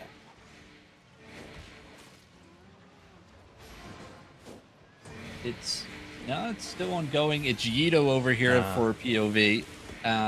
So it's Grok AI Alliance fighting Boink. No, fighting Crumbs and Boink. There's a couple members of everybody in there. There's both Clean Kill and Crumbs, but it looks like maybe just a small bomb squad unit working with Boink. Where do you see Clean Kill? I'm quite confused right now. Just to the west. Ah. Oh yeah, because Bonk is there as well. Okay. Yeah. Because I also saw Tick Alliance here, so there's 4 different groups in this map. It looks like this point group is working with the crumbs and clean kill guys because they're inside of each other. I think Yeah, it's just 1 or 2 people. Yeah. But here we go. Oh, nearly taking out that frontline tank there. That was a perfect rock hauler. Fortunately, DPS not able to connect. Rock pulling back to the east, going to potentially lose one of their players here. No, he makes it out alive. So both sides not losing anyone. Point keeping the pressure alive here. I think it's called Bonk. Bonk? Oh yeah. For some reason I saw an I in there. Again, I am blind. I believe it's the same group again as we had a couple seasons back. Oh yeah, it's Jest. Oh yeah, okay. And yeah, we also have from Alliance Vendetta coming in on the western side here as well now. So multiple different groups, and we do also have that other blob that's just chilling on the western tip of the territory.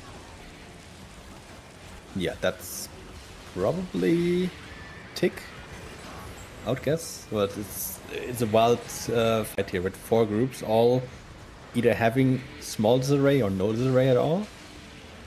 I'm not quite sure if what the plan was, why all of them are here in the same map at the same time now. But it looks like some of them have launched nearby territories for tomorrow. So yeah, there's definitely also fire here on these territories for this day. So tomorrow we have more launches, that's for sure, than we had today. We'll see if that's something will happen. I'm quite sure tomorrow's gonna be fire in this area here. Yeah, what happened here with the fights? Been following Sorrow a bit. He was chased by heralds for a bit with crumbs, but seems to be free now. Ito stepping back up to Bonk on his northeast, but he also has Vendetta coming in on his southwest, which I believe they just scouted, so they're falling back to the choke point here. Obviously, you know, in a situation like this where it's a 1 versus 1 versus 1, no one wants to be the meat of the sandwich. Engagement coming out though, great defenses coming down, 29 bajillion guard runes on the floor. Yeah, we have another big fight here on Centus. If we wanna, like, we can either do picture in picture or we focus on this one. It's O block only Fangs defending. Yeah, we're both doing both against Dior. The 38 disarray. Ooh, okay, 38 was 38 here. In Whitemore Fen, the action is starting. 20% on defense. No walls breached yet. But both sides having a lot of different cooldowns from what I can see. Here it is, just that shallow tickles of engagements coming out. Engagement here on the front line. It's the bedrock that actually denied Bonk that engagement. Yito getting yeeted all the way back. They look for a return engagement. Blink comes out. They're able to disengage, and Tick are also back here on the battlefield now. So they're engaged from the west. So many different smaller groups all fighting it out here in Dry Vein Cross. Love to see that. Yeah, that's really great. As long as no big circus messing with them, it's all good. Here in Whitemore Fen, it looks like Dior is... They're making very small progress here on the door. I mean, the defense is down to 11%, but I see at most 2 hammers there. Not sure what's going to happen if that does fall, because so far very few people have died. And we're not far away from the portal, as far as I remember. No. So we'll have to see. There's only 6 minutes left, so that's kind of late to start a raid. So it's probably justified that we have here. Yeah, over here, got groups maneuvering all around the map. You can see all the blobs disconnecting. That's about it right now. Yito just keeping his wits about him, making sure he doesn't become that meat of the sandwich, but blobs rotating. He's going to flip potentially over the bridge. No, he goes back to face the blobs.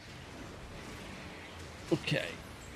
A lot of maneuvering over here, L4. Not a lot of fighting. Yeah. It's also very tactical here by OnlyFangs. They're doing very shallow engages. Like, they went out the gate, but that's about it.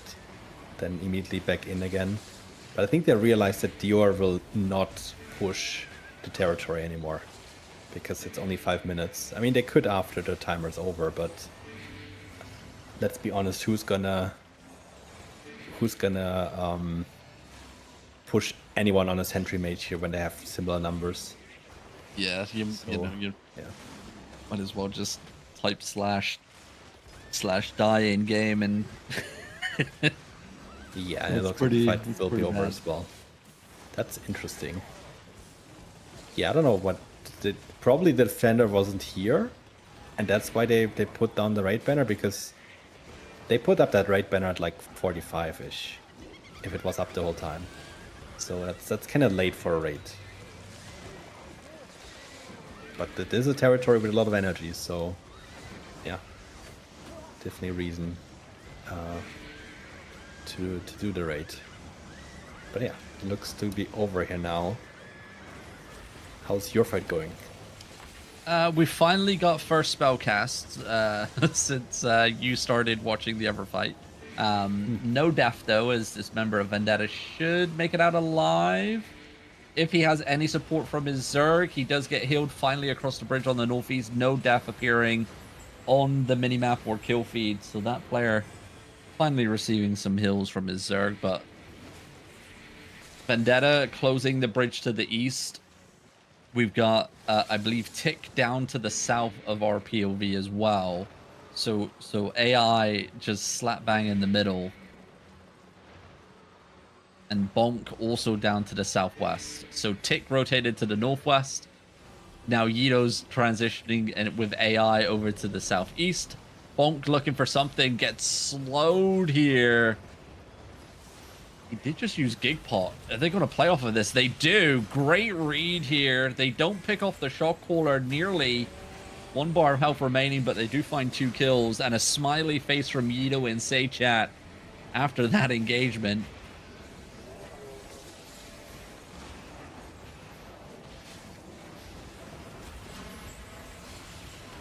Good. I mean, I say good guard runes. You know, 29 guard runes going down there on that engagement. But no one's trying to get sandwiched here. Bonk. We have the capacity. We can also have Matthias and watch him. He's kiting around the castle that FD2D owns, but he's fighting Zoom Take Care. So the castle owners are going to be quite happy about getting this for free because 2 Zergs are fighting outside. There goes Over a nice here. overwall engage. Ooh, nice. Ooh, but the flood is coming in over the choke here. Oh, a lot of defenses. That's like all of the defenses at once. Not sure if that's going to be great. Yeah, and there they're getting clapped on the bridge. No, there's one more demon armor. Able to recover for now and Take Care has to back off. Well, over here, I thought AI were walking themselves into a sandwich, but first it was Tick that cut them off, and Tick didn't engage and let them walk through, and then Vendetta cut them off and didn't engage and then let them walk through, and then it was AI that actually got a couple kills there right at the end on the door onto Vendetta. You know, I don't understand, like, what's the point in wrapping around and getting cut-offs if you're not just going to engage. You know the enemy's the meat of the sandwich in that situation. You gotta force the content here, but back at it. Bonk to the west. Tick to the northeast. And Yito once again with AI. Making sure they don't get sandwiched. That Great Arcane's huge. Great Art. Guard rooms again. They're on point here. Yeah, the other fight looks like Take Care decided to attack the castle since there's only 1 minute left on the timer. So they don't want to get this one for free to somebody else. Very small group though, I gotta say. Like, Fuego is here with 8 Disarray. I think I saw Take Care 13. So not the full force. But still some people having some fun.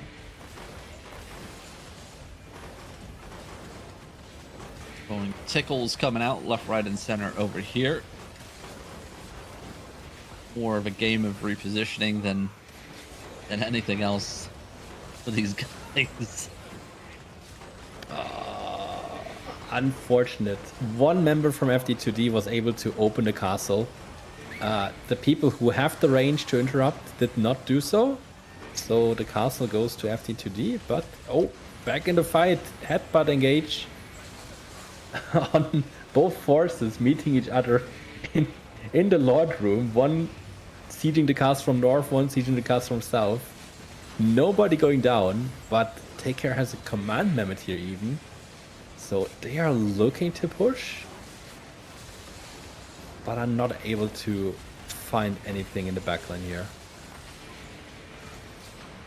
Oh, bringing a command mammoth with 14 disarray is it's a ballsy move, I gotta say. What zone was it? Sunfang Cliffs. Ah, so their home zone. That's why. Yeah. Ah, yeah, they have a hideout here, yeah, okay.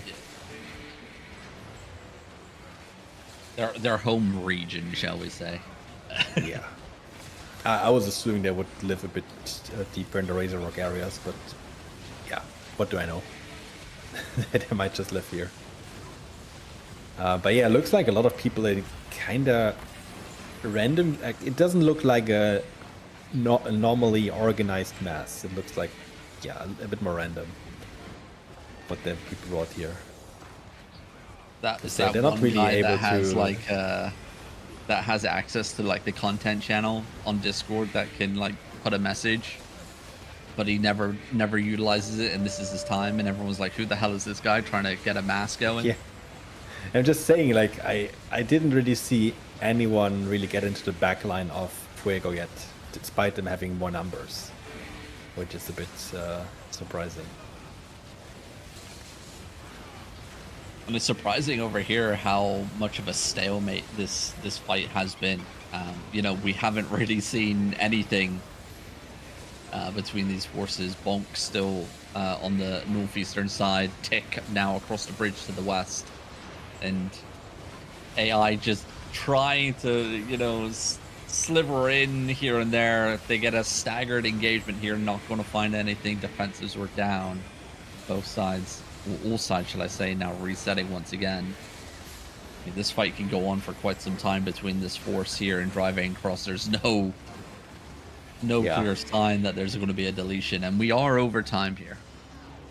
Yeah, I'm checking right now. Yito doesn't even overcharge, so yeah, this could really take a while, especially with 3 forces on the battlefield. The other fights, no, I think they're still gonna fight. I think we're gonna see a short 2-3 minute fight here. What are they trying to do? Back on the... Oh! I hope we caught that, because that was amazing. So Fuego faked the mount up, and then right before they mounted up, they full engage on Take Care, and they got, I think, 7 kills. That was sick. That was really, really sick, I gotta say. Yeah. I was gonna say that they're getting out, but wow. That was a very, very clean engage. Well, we did have a clean engagement over here as well. Tick mounted up and rode in through AI trying to reposition. They did pay the iron price, couple members going down. And now it's kind of picking up again, but Tick are now in full kite mode, dropping those bedrock maces as they kite away, just slowing down the advancement here of AI. A lot of defenses getting utilized here. Nice little clump. DPS though a little bit lackluster here for AI, not hitting in the correct locations, unfortunately, and that will cost them momentum. Tick have pretty much broken away here and restabilize themselves. And a Crystal Beetle has been aggroed. Oh no. That's a dangerous one. Well, Fuego here probably hoping they would have a Ballista, because they only have a BMF to dismount that Mammoth. So the Mammoth can always easily get out without danger, especially since Take Care just took the castle here. But they lost so many players so far. I'm not sure if they got any kill yet. Since I've started watching them, it doesn't look like it. Like everything looks completely green on my my kill feed. And probably at this point, Taker is saying like, okay, let's not waste any more recare money. We're not getting any kills. Let's call it. Yeah, Fuego can be quite proud of that one. Yeah, this time they're mounting up for real. So this fight looks to be over now. Yeah, and I have no idea when this fight will be over, but we are over time by 5 minutes here, and we do have other shows coming up right after this one. We do have the Q&A show with Lupak, Chosen, and Bogle, and then after that, the PvP show as well. Both shows will have premium codes given away to you wonderful audience members, and these guys will let you know how to enter into said giveaway once the show begins. And they'll be back in a couple minutes' time after the ad break. But from me, El Ford, and Bogle here on the European War Report, thank you guys for watching. And wherever you are in the world, have a glorious morning, afternoon, or evening, everybody. Adios. See you soon.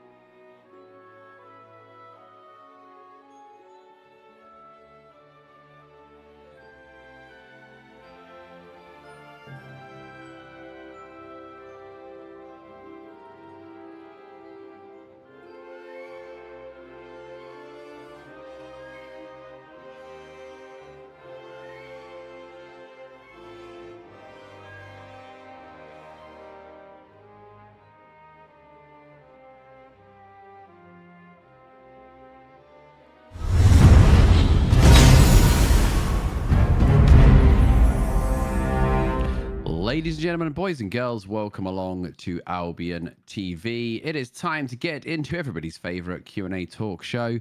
It's the time of the week where we just get into it and we chat with the community, we chat with each other, and we discuss everything Albion Online and sometimes beyond. My name is Lupac, and I'm joined, of course, by Shozen and Bogle, and joined, of course, by everybody here in chat. You don't need to type drops. You just need to ask some questions, even say hello, and you will be automatically entered into our giveaway. How are we doing, guys? Are we all good here? Yeah, I'm doing good. Excited for today. I love this show. This is one of my favorite shows of the week. Getting to interact directly with the audience and all their interesting questions about both Albion Online and life in general. It's a I thought fun place he to was be. going to say interact with us, Bogle, but sure. But, well, no, I get to interact with you guys all the time. Too. Like, It's it's fine like, too. You know, me and Bogle just live hey. our life over here. Nah, but we love should you, like Shozen. get these first time chatters to understand that we do have a giveaway where we do give away 7 days of premium several times throughout this show, and all you have to do to be entered into that giveaway is participate in chat, saying hello, asking questions, interacting Absolutely. with your other viewers, commenting on what we say. All that counts as interaction. The one thing that doesn't count, folks, is the exclamation point drops. Exclamation mark giveaway. UWP99 comes straight in with first question of the day, by the way, that it's the first question that I actually was like, okay, I want to answer that. Will there be some new content in fishing in the future? I mean, I hope so, because fishing's a weird one, because fishing was the 6th gathering skill, essentially. It was added after the other 5, and it had its own mechanics, right? And I've been doing a bit of fishing before tracking. Tracking's not a gathering skill. Tracking's an activity. It's a gathering activity? Yeah, because like your friends can all come with you if you can track, right? You can't. Your friends can't stand around and fish. No, they can't help. Well, they can. They can't help grab you. We can all fish together. Yeah, but only if they have skill, right? They can't grab my pole, Hetty. Anyway, and actually, the journal defines gathering skills as 6 gathering skills. Okay. Right, and that is the 5 traditional ones and fishing. So tracking is its own thing, as defined by SBI. So fishing has this like skill check mini game, which at first is okay, but then if you're just trying to fish, you're like, oh man, I have to play this mini game all the time. And I was like, why does it get punished like that, right? Because you can just go an AFK on a pristine node, a mighty node, whatever, or a roads mob, and just gather your resources while you watch Netflix or whatever. And what I thought was like, why is it not that all gathering, including fishing, just happens naturally, and then sometimes there's a skill check for a bonus? Because that would A, make fishing in line with the other gathering skills, and B, make the other gathering skills have like a little fun, woo, I got a thing, the skill check should be like for a bonus. And it should be exciting. I think fishing's kind of cool though, because you're forced to go to different biomes. You never know what you're going to get, and I think there's some really good chase items in fishing. But it could interact kind of like tracking does. Like there's some things in tracking that I think could translate into fishing. Like one of the things they're asking for is how can we fix some existing things, mechanics in Albion that already exist that you'd like to see worked on and made better. And I think fishing is one of the ones that keeps coming up. And I think that what you just talked about there, going to the different biomes, going from zone to zone, going from area to area, is a part of fishing that already exists. But if they took it a step further and did something where you have mechanics similar to tracking, where you're hunting that special fish, right? From zone to zone, or parts in the lake that you're kind of like going through, you can add some of that more interactive element to it while doing fishing, and like get something special. Like you said, you want a fish that gives you a special bonus.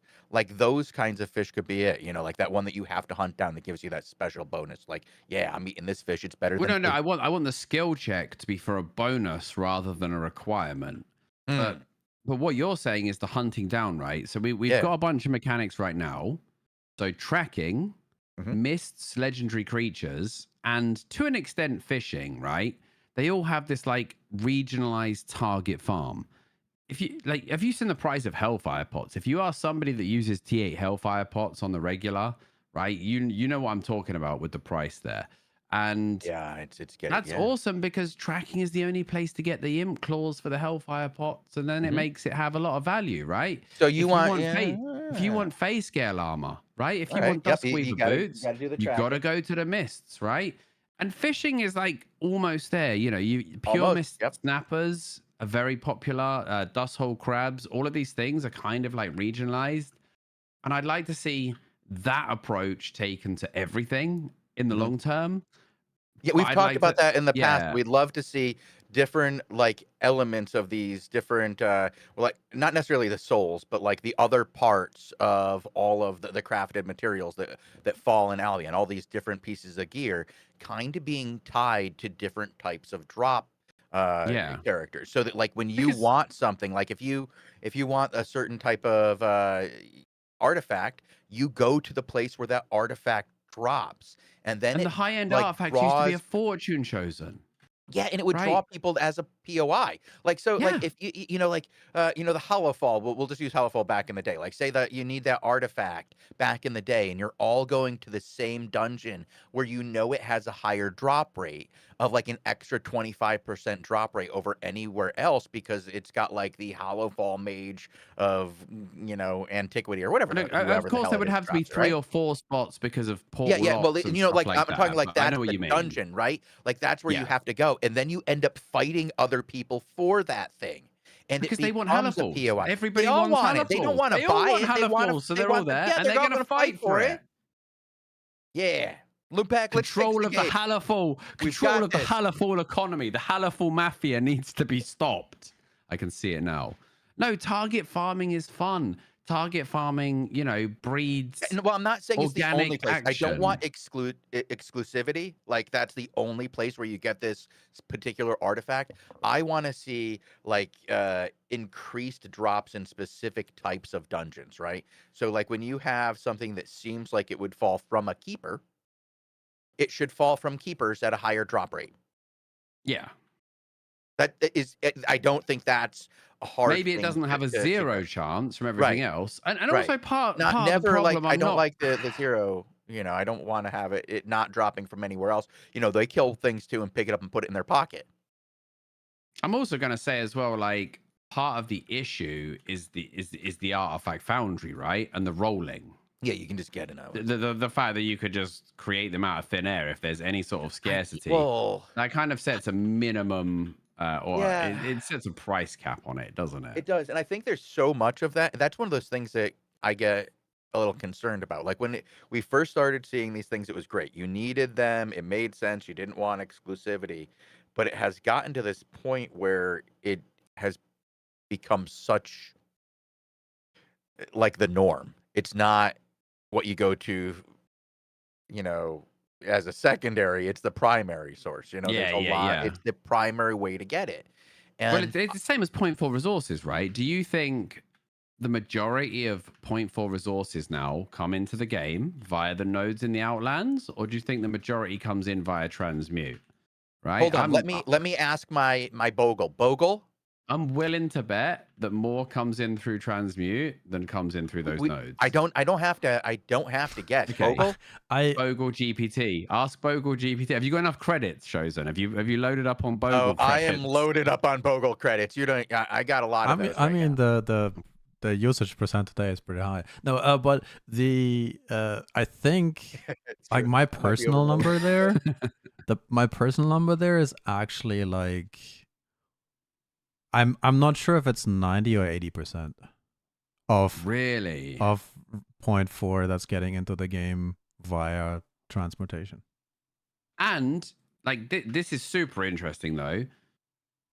It never that wasn't initially in the system. You couldn't transmute when 0.4 pristine was first introduced. It was untransmutable because it's also unenchantable, right?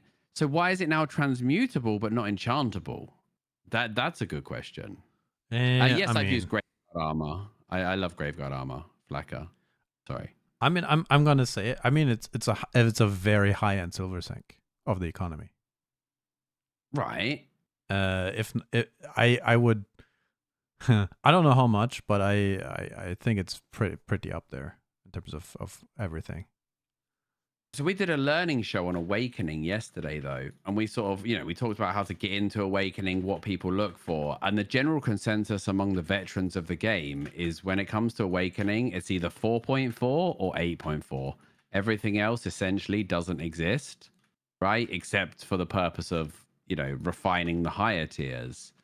And because obviously you could just lose your Awakening weapon to one gank, people either want the absolute Gucci 8.4 thing because they're a banger or because it's only for HCE, or they just want the 4.4 mob fame, right? Yeah, there is still, like you said, there is still demand for this stuff, and it's still a massive silver sink.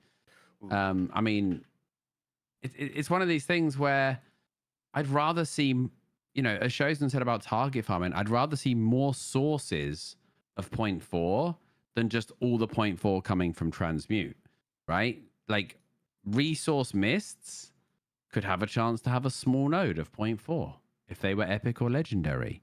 Resource hotspots. I mean, resource hotspots. Have you been in one, Bogle? Twice, maybe. I mean, they are the most disappointing thing since, I don't know, since like, last Ashes of Creation playtest. We should plug the version 2 of that faction war playtest. No, Ashes of Creation, I said. Oh, Stop. Oh, hey, so I'm gonna, if you keep that up, I'm gonna be switching right over to another question here in chat that's equally as spicy.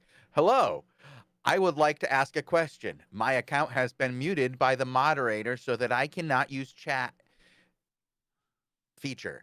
How can I request to have the mute removed? Now you can't because you're muted. Get wrecked. Stop, Lupac, stop. I'm gonna answer this as honestly as I can because I like to be as honest with all of you guys as I possibly can in every situation. We have a very low ban rate here and a pretty low mute rate. We try to let everybody, ask their questions. Now, if you did get muted by a moderator, generally it is for a short period of time, like a couple hours to a few days. If you have repeat instances of being muted, you will get muted longer. If you are permanently muted, now this goes for all of you guys in chat, not just the guy who's saying this. If you've been permanently muted, you must have said something pretty foul or abused the chat feature several times in a row.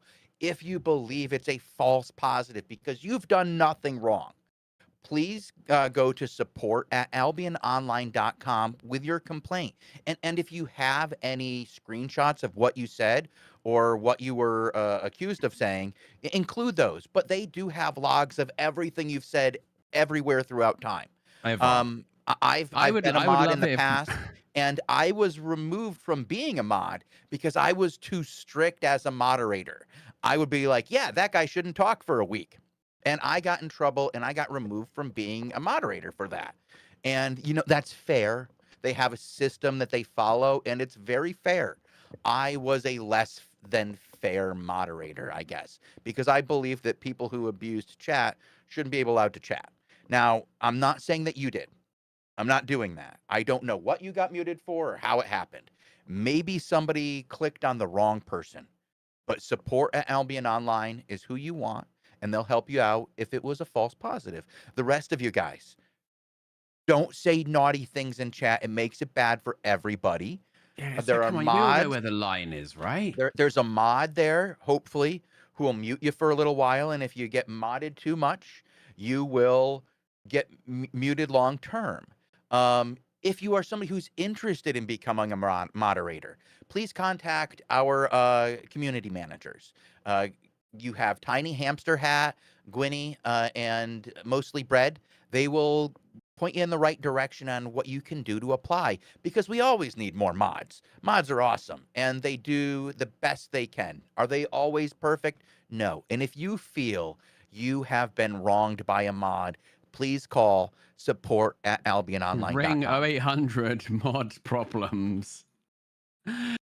Oh man, honestly, I know this is a manpower issue, Shozen, and it's not feasible, but I would love it if everybody that was perma muted that appealed had to go on a voice call with a mod and go through their chat history together and explain themselves. Because I reckon 50% of them would go, yeah, probably should have been perma-muted there, to be honest, you know? I actually have a mod problem, guys. Do you? So what we do on the stream is we draw names, right, for the giveaway, the 7-day Right. premium giveaway, if you guys chat and ask questions and interact and so on. And our last potential winner just Winner. got drawn. What did they say? Unfortunately, I think this is a democracy thing, chat. Usually we don't we don't draw winners if they just, you know, say exclamation mark drop. Give me. And now we have where's my premium exclamation mark drops exclamation mark drop exclamation mark drop.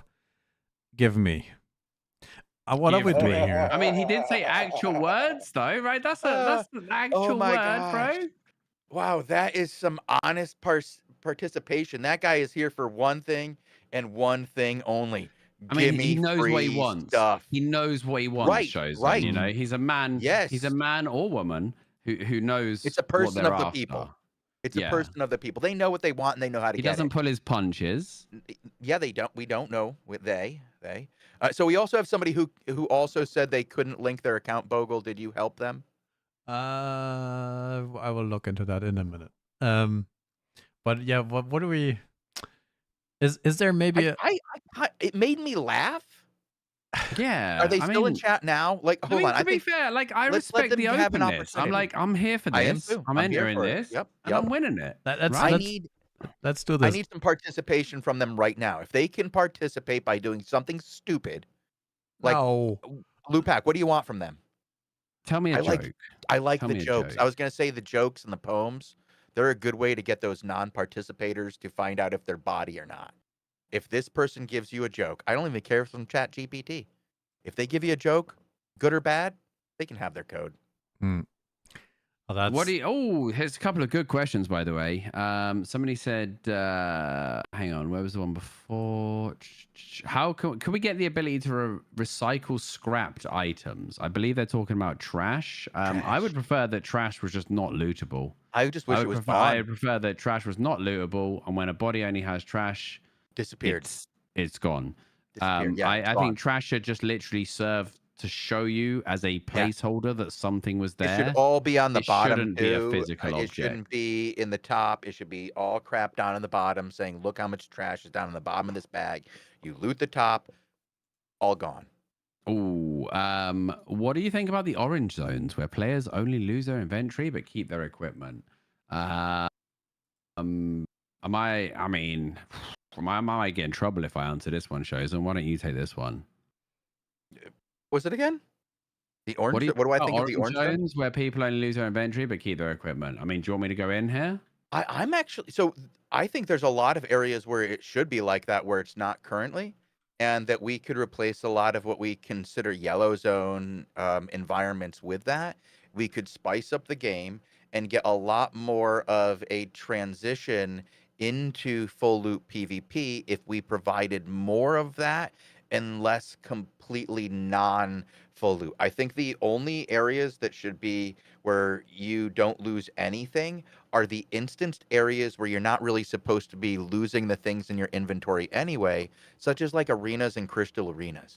And then everything that's blue where you can't PvP, you don't have to worry about that. But all the yellow zones where you're supposed to be fighting for things kind of under the right circumstances and you're in your gathering and stuff like that, I think that yellow zone PvP that resulted in orange zone content wouldn't necessarily be bad for the game.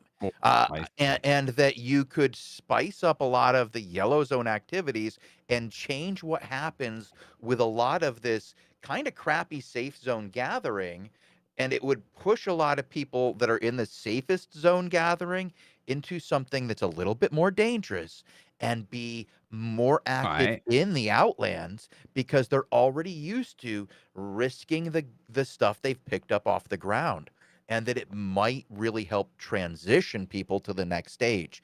And I think that an activity that would be a good test of this would be faction warfare, if part of the activities that you participated in faction warfare gave you rewards in the process, so that when you're playing and engaging in faction warfare, you're starting to get stuff, and then when you get downed, you lose that stuff you got, even if it was just tokens to start, Right. so that you transition people into full loop PvP. And I don't know, what's your thoughts? All right. So I think the orange zone is a very, very, very, very good idea, and it completely serves a purpose. And I do think it is that, like, you called it a stepping stone, which I think is, it's a nice analogy. You get that little taste of looting, right? But I think calling it semi-lethal is absolutely disingenuous, right? It is non-lethal with a bit of inventory loot sometimes. The fact that it counts as genuine PvP fame, I can't. The fact it should have always been a separate stat. Knockdown fame should have been separated from PvP fame. Mm. I think the purity of PvP fame has been forever tarnished, right? That should have been Tainted your first by corrupted lethal, dungeons. your first lethal. Yeah, but at least in corrupted dungeons, like, I know that the stats got inflated, but at least it was still a It was lethal still us. kill. Yeah, you know what I'm doing. You I'm were just still stirring the risking pot. your set. I Yes. mean, And I know, PvP I fame agree got with what you're saying. I don't inflated, disagree. but Orange Zone's tainted it. It should have had its own stat or just not given Fine. fame. No And disagreement on the fame stat, but I think I like your very idea of the important yellow content. zones, right? But I can imagine, imagine you're a ganker in the yellow zone and you have to gamble whether the person has inventory or not. Right. Because otherwise you're getting the reputation Just hit getting and the they've rep. got Well, that's nothing. the thing. They've got Is nothing. that's the thing. Is it punishes more of the gankers in general, because there's going to be something that they're getting punished for, but it also encourages the people who are always getting, targeted. Well, I shouldn't say getting targeted. The people who are just freely roving through the tier 4 zones and gathering things, getting things picked up. And imagine how hard it is to bot in a zone that is now everything that you have on you can be taken by any player who notices, what the hell is that? That doesn't look natural. Quack. Give me all your stuff. Sure. But then the bots would just stay in the blue zone, right? Right, but then how useless is that stuff? It takes a whole other set of tiers of rough stone economy popping off, But mate. yeah, but that's what I'm saying, is that's what it'll be. Is like it'll be an overload of rough stone economy, Yeah. and they'll be forced into that. And is that necessarily a bad thing for the rest of us if the price of rough stone goes down? I know a bunch of people that are willing to take the rep hit just to gank bots anyway, even without the loot. Like, God But like, bless if you those could players. stop them, it's like a different, and I Well, think yeah, because then they lose their all that progress, effort. Yes, which is the whole point of them being there. of course. Yeah. Right. It's like I'm full of good ideas. This is why we But have then, these questions. okay, but counterpoint, right? Right. I'm ready for counterpoint. Then the gankers risk nothing. They gain everything and risk absolutely nothing. Because what you do is you tie reputation into downtime. But if somebody counter ganks them, Yeah. and they don't lose their gear. No, you tie a reputation into downtime.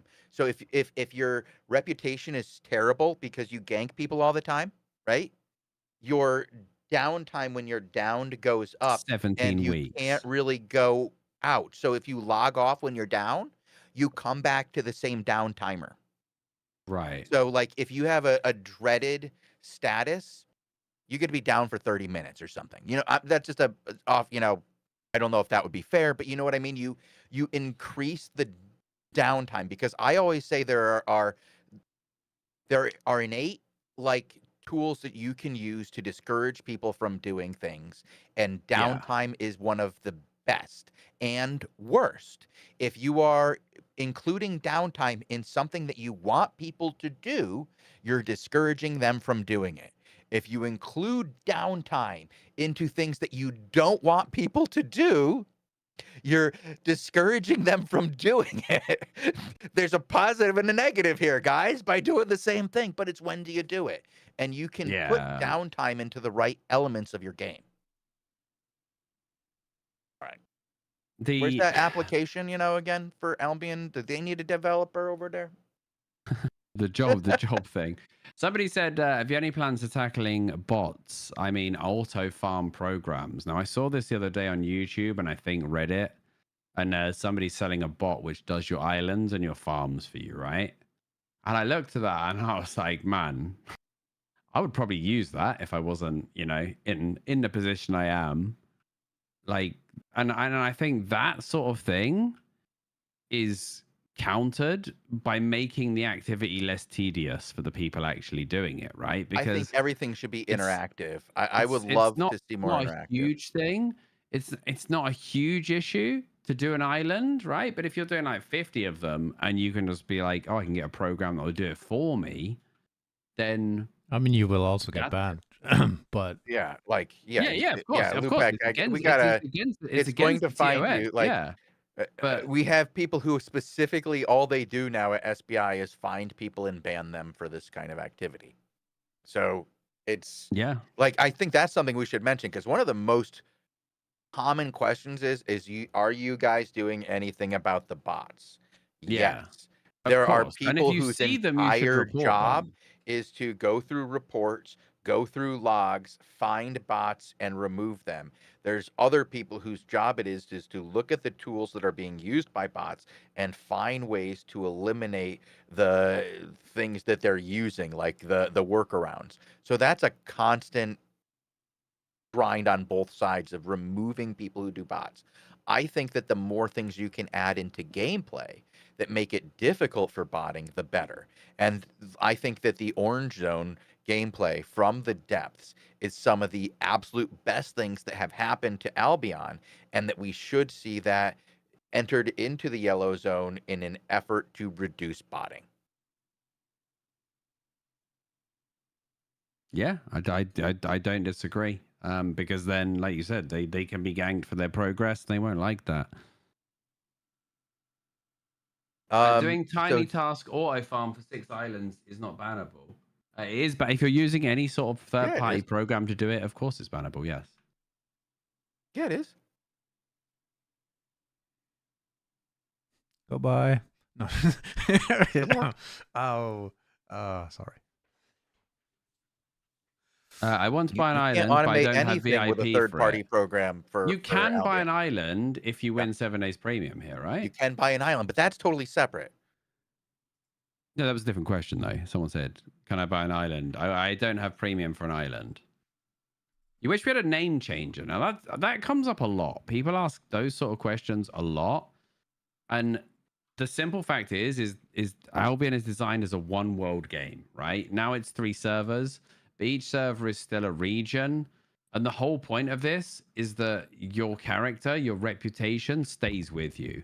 If a scammer or a guild robber could change their name every time they rob a guild or perform a big heist. Imagine if Robin Hood RS changed his name to Robin Hood AO. Nobody would know him. Nobody would know what he did to Money Guild. He would have gotten away with it. Dick Whittington or something, wouldn't he? But there's a couple of things that I wanted to address while we're talking about this on the area of bots. Somebody says that they're brand new and that they went through 3 zones and they see a ton of bots.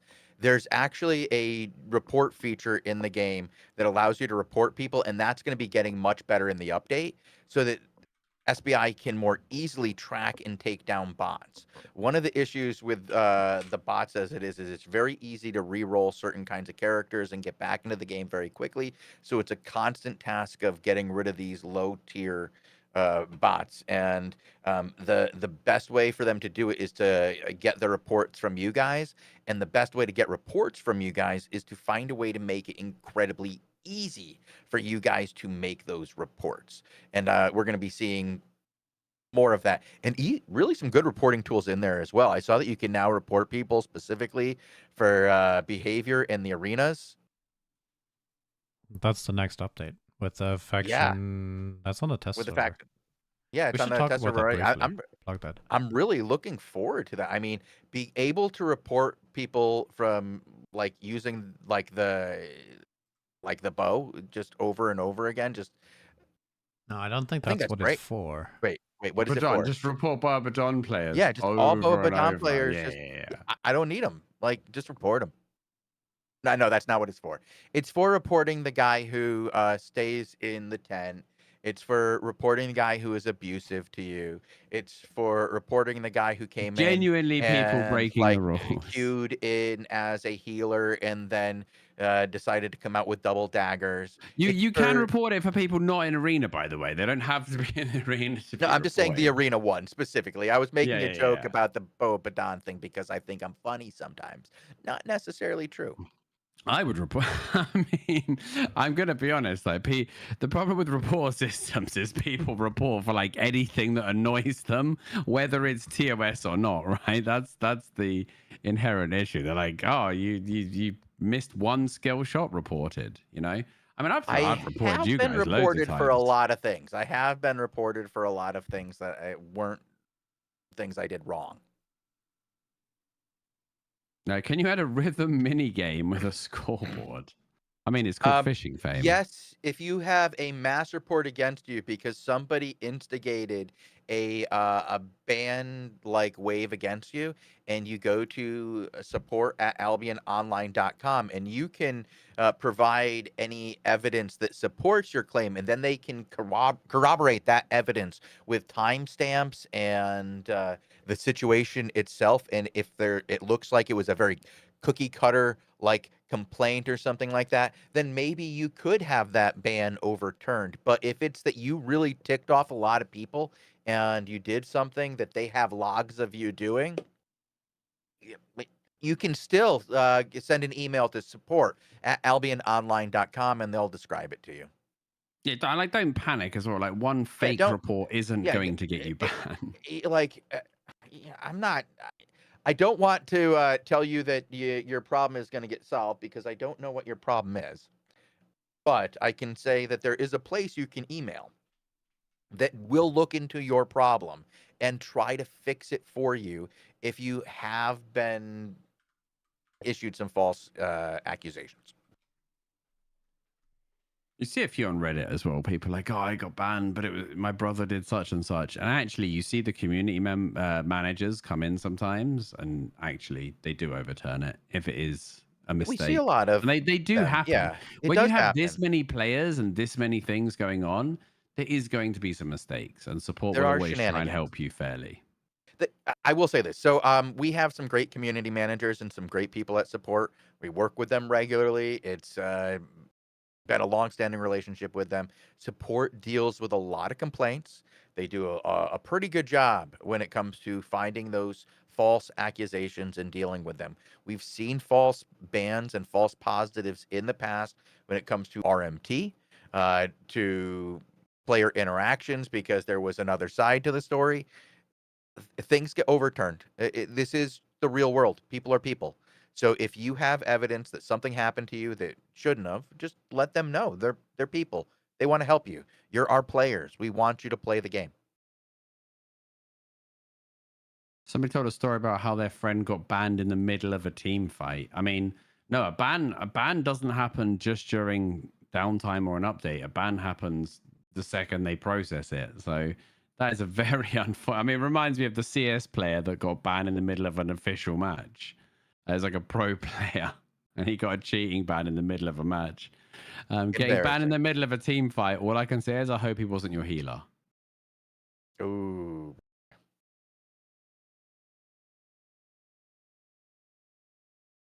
Is it true that Lupac has paid billions in order to get feet pics? I mean, how do you think Bogle made his money? I'm pretty sure that there has been millions Excuse me? exchanged, and it has had something to do with feet pics, but it was the other way around. How did Lupac get his feet pics from being exposed in the community when there's so many of them? He has had to pay billions. I think technically that's against the rules because you're not supposed to sell things for billions. That's not how it works. It's a joke. Nobody's getting paid billions. What if I describe my feet in a whisper as your guild for servers? $1 million? I mean, you could call your guild Lupac's feet. That's in game. Like you call yourself a Lupac ASMR guild, and then if people chat to you in game, I don't know. I mean, now we're making it weird. I think we dropped this topic ASAP, Bogle. I I have mean, several questions. I'm sure you do after this discussion. for any ASMR requests, there is a popular streamer called Lupac. Twitch TV. Well, he's live Monday to Friday. Yeah, yeah. Mm-hmm. And then you can discuss that and propositions over there. Position. What a word. Yes, people that want the anchor built on NA, I do it for free as a service so that you don't get scammed. I do it too, by the way, if you need it. Yeah. DM me if you want it. It's probably the only time I log on over there. I just don't like the thought of people getting scammed out of their anchors and stuff. So I'm like, look, if you just make it easy for me, stick all the stuff in a box I can access, I'll come and I'll do it for you for free. Because again, I don't really, money is kind of irrelevant to me on that server. I mean, on EU, I would definitely be charging a fee, but they don't exist on EU, do they? Unfortunately. I wish we had a cool house though on EU, like a special one. I think we should get some houses. I think it should be in the journal, the island journal, like the 80% or the 100% should be like, a newer, like a version of the anchor. I think it should be one of the skins that you get for doing faction warfare. I think you should get a city-themed house for having gotten to a certain rank in faction warfare, and that island cosmetics would be a fantastic thing to attach to faction warfare, because the islands would have to be in that city, and you could build things in those cities in the theme of your faction, and it would look cool. I would like to see islands be cool first. I mean, they're alright, but I don't know. By the way, Flaming Dusk, what are you doing to our hopes and dreams? I hope so that you get them. There's already pets in the game. All right, I've told you guys this. There's already pets in the game. People initially, by the way, wanted a silver picking up pet back in the day, but then SBI just let us pick up silver automatically anyway, which I think was because that was one of the times where actually they could have monetized something and probably made some decent money, and they were like, no, we're not going to do that. You guys can just pick up the silver anyway, See, people like all my ideas. Yep, I know. Before we head over to the next show, because it's getting to that time, we have to plug the faction warfare thing for tomorrow, the playtest. And one other thing. Oh yeah, make sure you come along for that, because there is a lot of prizes to be won. There's been a lot of feedback from the previous playtest considered. So some of the mechanics that were, that were fine when faction warfare drops, but kind of didn't work for a playtest. So those are going to be sort of tuned down or temporarily, taken off for the playtest as well. So we should have a really fun experience tomorrow. And of course, it's a good chance to put on some 8-4 masterpiece gear with no risk and just go and throw some spells, right? Big stuff. It's tomorrow on the Europe server at 15 to 17 UTC. There is a link in the Twitch chat on the top of it pinned. So if you want to share that around, you can. There's also a bunch of There's going to be a bigger player cap as well, worth mentioning. So if you got stuck in the queues last time. Like Lupac. Yeah. I mean, I wasn't thinking specifically myself. And I did find out after that they would have, they would have skipped that for me if they'd have known. I wasn't thinking of me, but sure. No, I was going to say take care of you next time. There's a whole thread about what they're changing in terms of addressing the feedback already. So if you want to read that, I don't think we need to go through that. But in case you don't have an account on the Europe server, because that's where the playtest will be, there are cheat stones and it's called Candy Shop, where you can go and just craft everything and unlock your whole Destiny board. So don't worry about that. You can just go and do it there. And there's some prizes too for highest scoring during the playtest if you participate in the survey after. And if you win a prize, you can use that prize on your home server. Yep. By the way, so if you come to the playtest as like an Asia player or an NA and you get a prize, that prize isn't locked to Europe. You can redeem it wherever you want. So it's pretty handy, to be fair. The Halloween event. Do we have a start date for that? Because I need to Tomorrow. find Bob Bogle. Have you found Bob yet? Do you need to kill him? No, I think it's activating tomorrow downtime. Let me confirm. Nice. Need to get Bob for my journal. He's going down tomorrow. Hello, Hallows. Premium takes a lot of silver. It does, yeah. But honestly, the longer you play, the less difficult it becomes.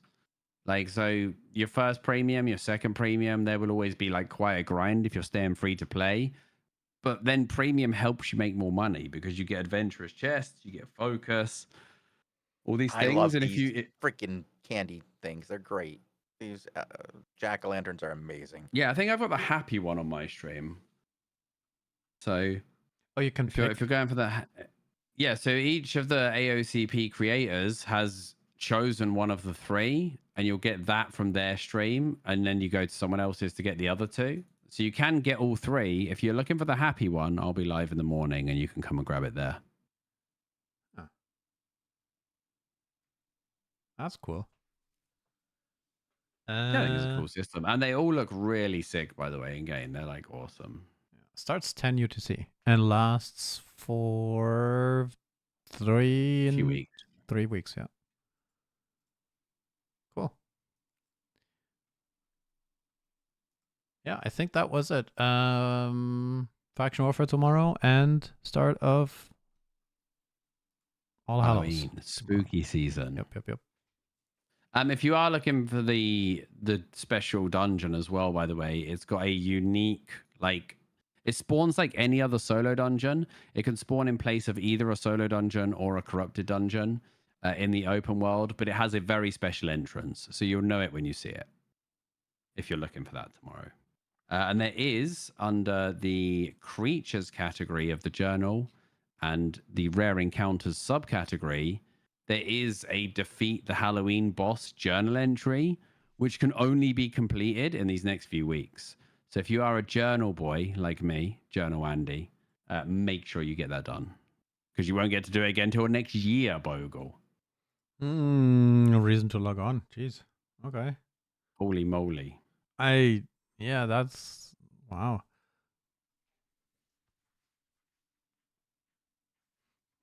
All right.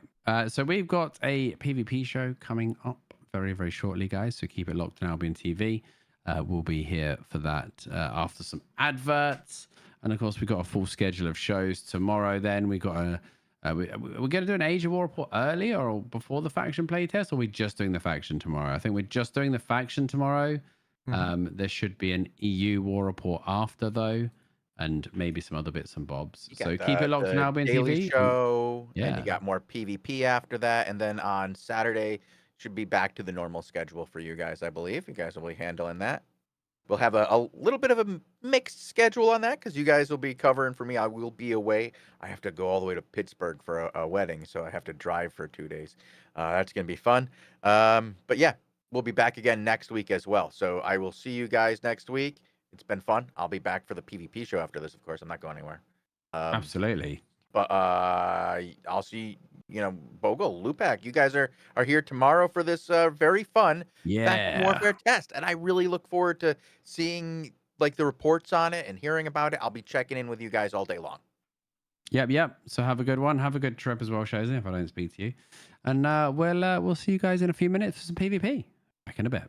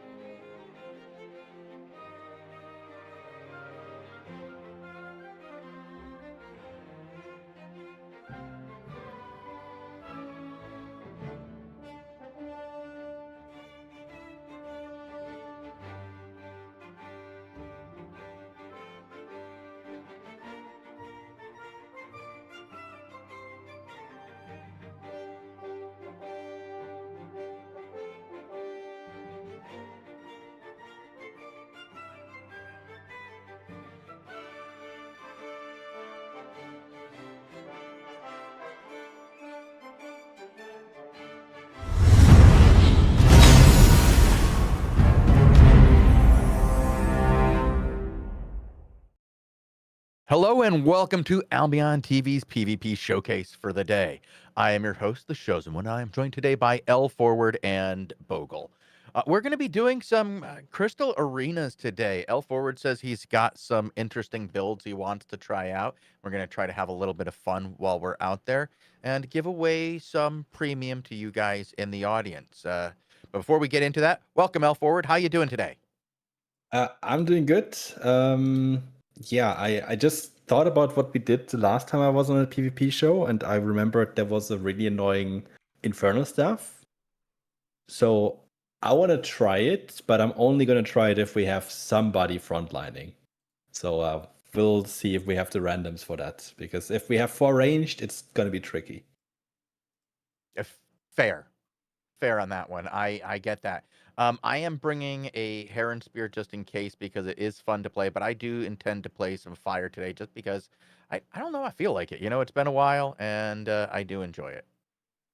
Yeah, we'll have to see. I think, yeah, I have not played a lot of Fire myself, but we'll see. I'm hopeful.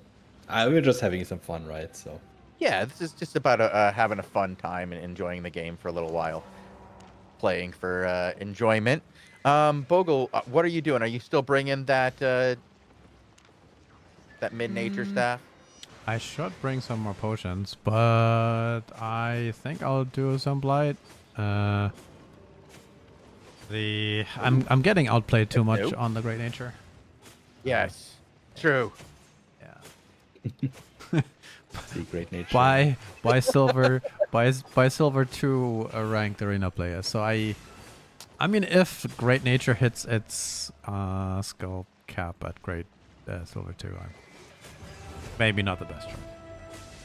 Yeah, I do not see a lot of people with Great Nature in arena, honestly. So Yeah. Yeah, it's probably it's easy to play around. Probably not too bad on low elo, I could imagine. No, But it's in terms of healing output, it's not the greatest. It's really fun if the people don't know that if you hit it, you heal them, right? But as soon as somebody realizes, oh, that's how it works, it falls off. But it also only heals one person. Yeah, but so it's the rest of your basically teammates are going to be like very annoyed that you're not healing them. It's instead. quite a fast cooldown. Tell me about it. I have been feeling that pain for so long. It's quite a fast Okay, we have cooldown. It's 2 like frontliners, so we can play double fire. And I will provide some firewalling. I do love to give. Yeah, I have firewall on my chests. I'm gonna play face kill for now. Don't forget might your food. switch depending. Don't be like me. I'm not good enough for face kill. I'm just not good enough for that. Like Yeah, don't be like Bogle. Eat your food. Eat your food. last Yeah, stream, one guy said. So I've watched the stream for the whole hour now, and he didn't eat a single food. Don't be like that. Yeah. It's true, he did. Yeah, it was a good show. Oh man, I've been frozen. Okay, I'm on the broadcast inside of us. Yeah, I am interrupting him and stopping him. Nicely Nice. done. I'm gonna send Big E for that as soon as I can. Oh, what? He monkeyed and feared me. Oh, you dirty dog. What's monkeying? He jumped I'm not over me. quite Sure. He Oh, jumped the over bow me. is in our backline. Okay.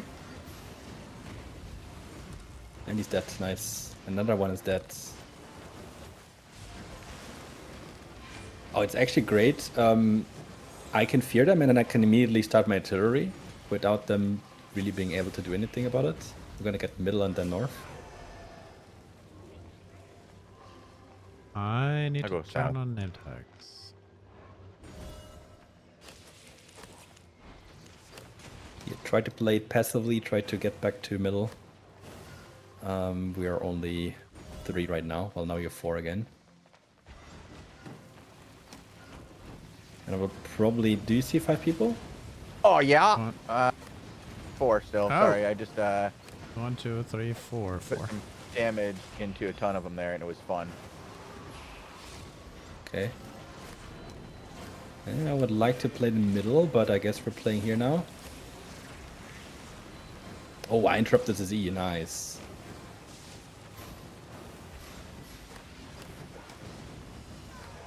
I'm in trouble. Getting out of this.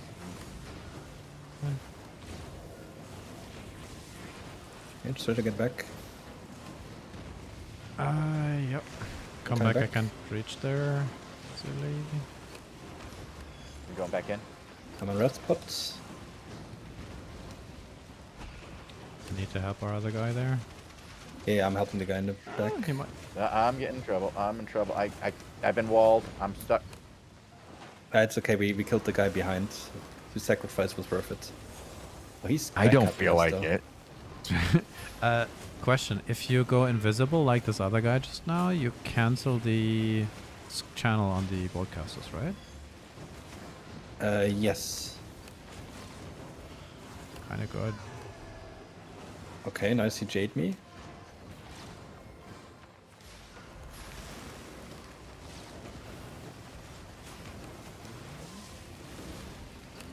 I know, I should probably keep the GA alive because he's doing like nothing. I am silenced here. I might die. I'm hoping to kill this guy now. Faster. Flop the cap. Got in me the back. first. I think he died to my ticks. I lived, but we're very low. We have one guy. Yeah, I should alive, not be full. playing spam queue, not with Facecare Robot at the very least. I'm distracting them, Chosen. All right. Almost back in middle. Let's try and keep middle until 30 Yeah. more seconds. North is safe. Ah! Shit. Did you see that? I got GA'd Yeah. and then broke free, but you can Yeah, the Bulka's dead. you can He's move overstepping a lot. you can move with break free, but and then you're still frozen though, right? So you can change position, but you can't actually move. And then I broke free into a fireball. I should never, ever, ever target that freaking end.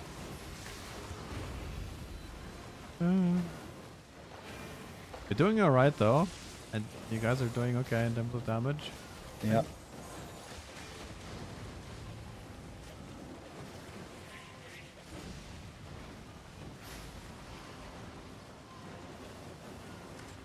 Careful, Bulkas is looking. My targeting is so bad. I should just target their backline all the time. Like right now, the bolt cast is subtle arc.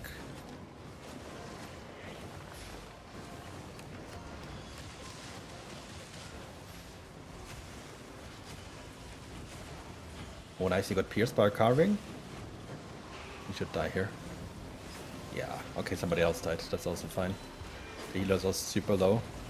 No, I just hit double Oh, shield. ow. That was Oh, yeah, he I immediately hated jumped out of was- that. That was terrible. Oh, it's so great that I can counter another fire by just fearing him.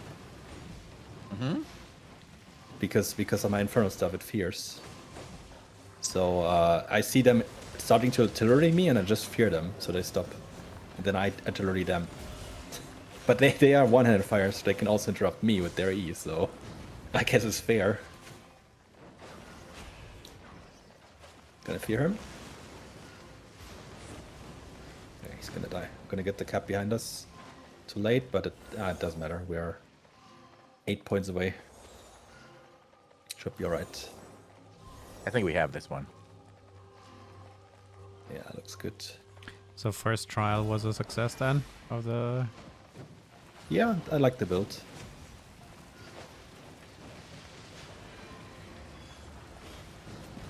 Nice.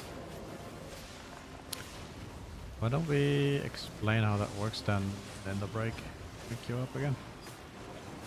You mean my infernal stuff? Yeah. Well, I have to read the description first then, because I'm not 100% I don't sure know I'm how it understanding works. it. I don't know what the hell this thing does. Didn't you? I understand the primary effect, but then it can also do more things. Oh. It does things, Because it also leaves a do more trail. things. like that. That's a good one. So I need to check how that exactly works. I'm just playing it, you know. I'll have a Alright. look. Let's just kill this root bond here. This guy. I have to read the ability first. I mean, you got a point though. I do that all the time. It's like I heard this thing kind of does damage. Oh, it looks cool. Let's use it. And then later Why on, does wait. it do damage? Yeah, there's this other thing that happens sometimes. I don't really know why. Let's read this. Okay, can I please kill this healer? No, I can't. Okay. But we won anyway. Okay, let me take a look. 58 to my 39. You just wrecked me, dude. Oh, I didn't even check. You did very well. 58. Ooh, that's not bad. It's not bad. I indeed. agree. I'm L gonna- forward is OP. It just you play with L forward, you get a free victory. It's not fair for the other team. Yeah. Not a lot of People are argument. for starting that to guy, dodge but me yeah, already. True. They've already It's unfortunate. stopped queuing. Okay, so let me have a quick look. So my E is a point and click.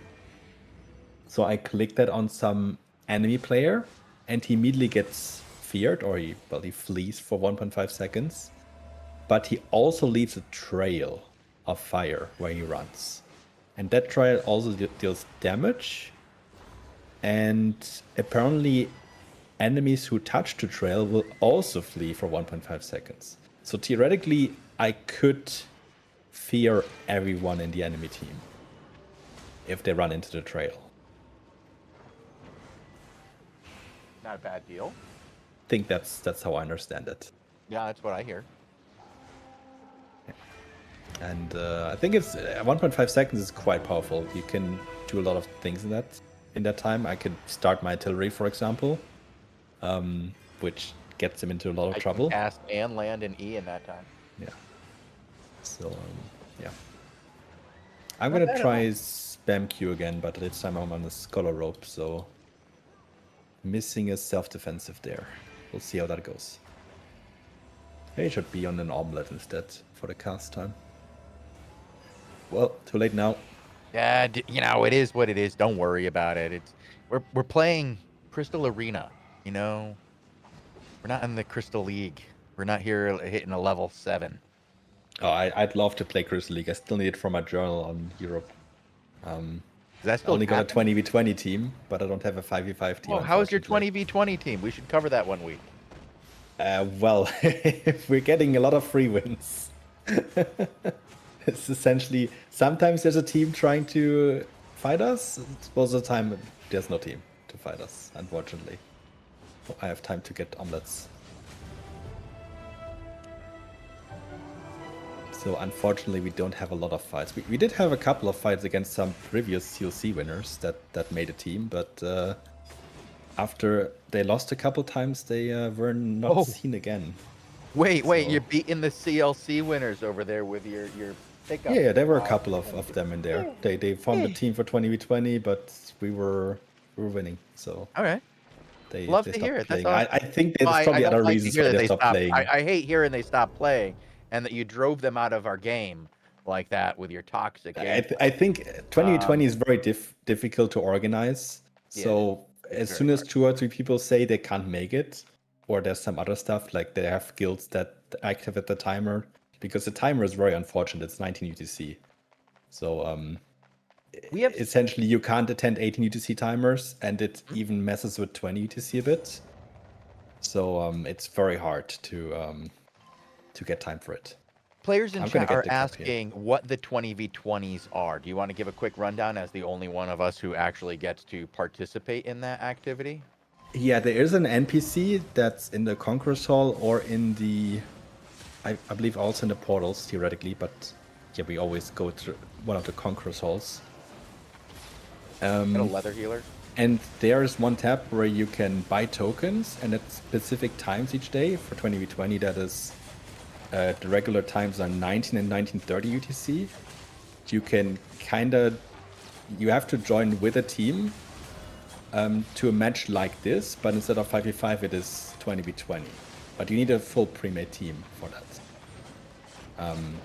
You essentially buy a token of level 1 or level 2, and then if there's another team that also queued up, you will fight against them in, well, what is pretty similar to a Crystal Arena match.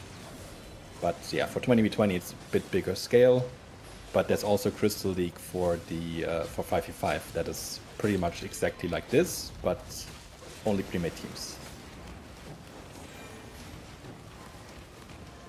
Yeah.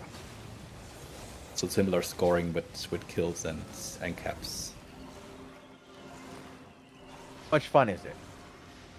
It is a lot of fun, but go unfortunately we don't get a lot of enemy teams right now, so we're just getting free money essentially, because you get a reward as well if there's no opponent team that was found, no show reward, so to say. Yeah, but I really enjoy playing 20v20. I'm gonna go north. I think they will probably rotate around. They are sacrificing themselves at this point. Oh wait, no, 3 people are north. Coming. I'm gonna let him cap that. We used to cover the 20v20s quite a bit. They started out as city fights. You could fight in a 20v20 fight for control of the city, and you would get a portion of silver from the city that had to do with the prices of the lots that were sold. Correct, Vogel? Mm-hmm. Like Yeah, it's yeah. it depended on the auction essentially. Mhm. Like the price that the plots would go for every 28 days when they get auctioned off. But Yeah. it was a lot, and a couple guilds controlled all of it, and that was a lot of money. So it was changed to the Crystal League, and yeah, it was giving a lot of season points initially. But currently then a few they're guilds not giving control season that. points anymore. So yeah. Then a few guilds control that. Then a few guilds control that. These damn Yeah. guilds and all their control. I do have some ideas what we could do. I'm currently writing them up, and I'm going to send them to Robin because he collects a lot of feedback. Yeah, I'm going to see if something can be done about that. Would be great. They have an enigmatic, I just realized. That's very It's annoying. making life a little hard on this for the Yeah, healer. it's here. hard to kill us, but it's hard for us to kill them, but it's same the other direction. It's So, impossible for them to kill us, really. It's like, Oh, you can die. I think yeah, I you think we can die. This So, is- so dodge this pretty quick. I'm actually gonna go. We fight 2v1 on the bottom. Yeah, okay, we're fine. I'm just gonna get the middle cap. I'm fine. Don't worry. I was just checking if I can help our other guy down here. Oh yeah, he's winning. Okay, great. So we have a guy who's doing what he wants and who's winning. So we can do the 4v4 over here, where we're essentially facing 2 DPS. That's great. I'm gonna try to go for the We healer are a bit wearing more. him out of energy. Yeah, that means he. Oh, he's trying to. He tried to sneak around. Oh, he just got a bit back. I'm gonna give him some big pop. Oh, we got the spear from behind. We're getting another DPS. I'm alone with 2 DPS. Trying to kill the fire, but he's getting healed. We took down 1. I don't really have anything right now. We No, took you down don't. 2. 4 seconds, 2 seconds. Yeah.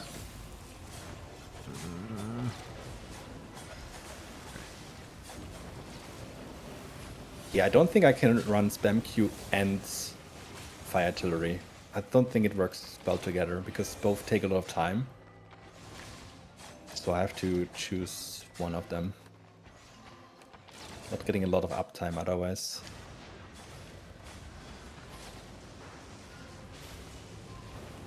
Oh, you don't whisper us in game. You whisper us.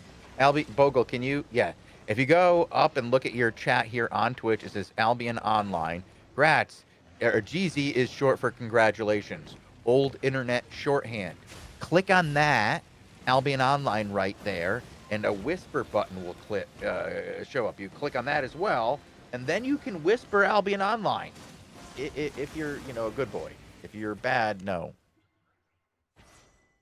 This time you outdamaged me because my combination does not work.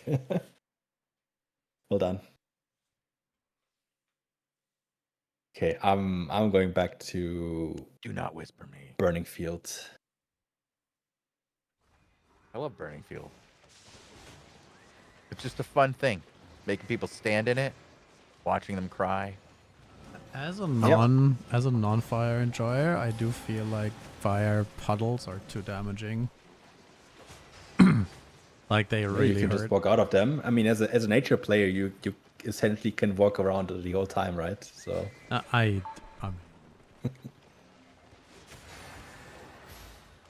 like saying as a holy you don't take damage because you can heal yourself. I don't know. Yeah, no, then the holy has to stand still a lot more, so it's more dangerous for him. Actually, I'm gonna play spam, but I'm gonna also go fireball. Oh, okay. Interesting. Yeah, I want to try that. I want to try the very old school fire tech. Works very well if they have like melees trying to really dive you, because you can just imprison them in the fireball. I mean, if you have two, that's even worse. And then you just spam them.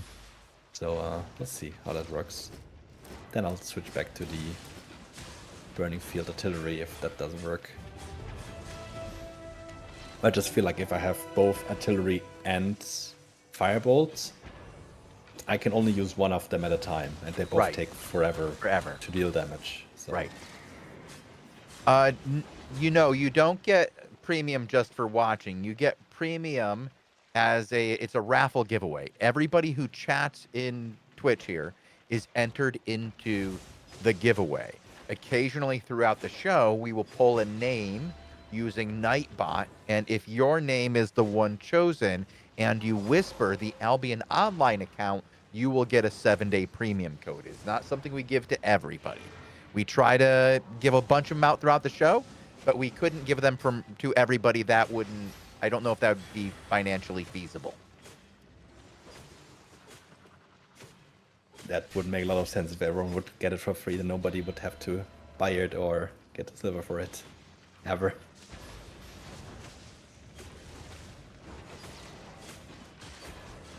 Oh, It could be very rough. We didn't get it. Okay. Yeah. So I will say we're getting these queues pretty fast in general right now. I figured that with the introduction of the depths, we would see longer queues on the Crystal Arena. If anything, it seems to have gotten more people involved in PvP across the board, and I'm just seeing more people in the Crystal Arenas too. I didn't expect it. It's a great outcome, though. I'm very happy with it. Yeah, I think the depths also have lost a bit of players potentially. Yeah. Like a couple people. I mean, a lot of people just played it a lot, and I would still play it a lot, but currently none of my teammates really plays. So. Oh. Yeah, but I'm still missing a couple journals, so it's a bit annoying. Well, you can always play with us. We'll yeah, but you play on the wrong server. That's true. So... Yeah, I can't land anything on your server. It was awful. I felt so bad. Yeah. Oh, we have 2 frontliners again. Nice. Okay, what do they have? They also have a Grail Seeker. 4 Hammers. Okay. Great. Bogle, are you really over there thinking that I can't hit anything on any server? I hear you thinking that very loudly. What are you doing? Are you like telepathic? Oh, I forgot that I had could tell fireball. you were making that smile. I could tell.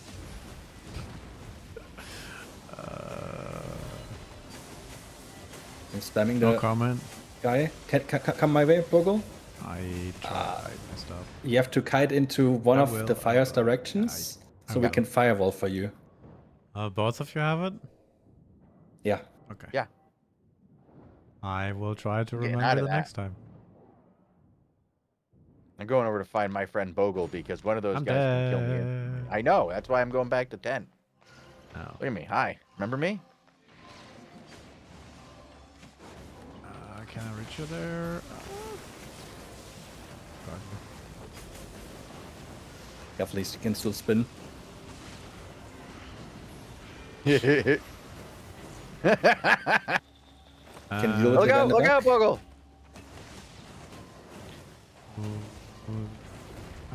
I got this one. Walk through that, Bogle. Walk through it.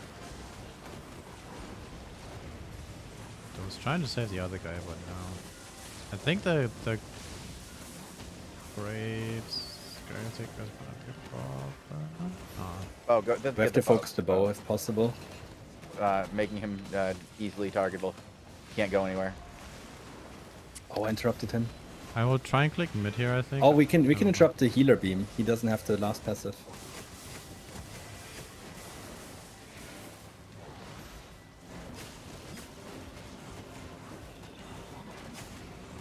I'm powering on the healer right now. Oh, I forgot that purity makes you unfearable. I'm having trouble, Bogle. I can't get out of here. I don't have enough firewall energy. Yeah, yeah. This was. It's okay. We're killing the others. If he can keep me up, I'm gonna kill all of them here. How many people are we giving premium to today? I don't know. How many times do we win today, Bogle? So far, I think today we had like 5. That one guy that we called out for I'll get middle cap. not participation didn't pipe up again. And never say anything again. He didn't act like he had won. No. That means he didn't win. And we have like 2 more, I think, for today. Cool.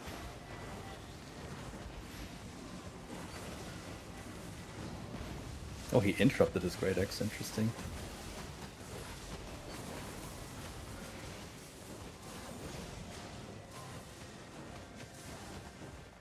Can we come to you, Bogle?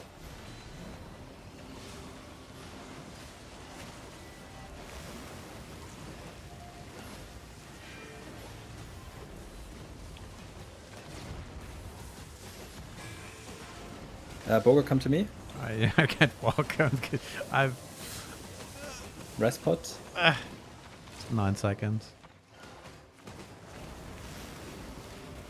Okay. Yo. Perfect. You just survived.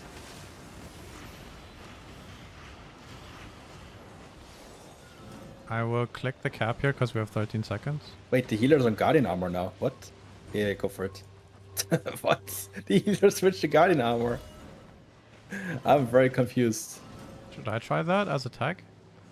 No, please don't. No? Your healing output will be horrible. I could play nature together with it. Neat. Yeah, no, that's still Neat. horrible. Neat.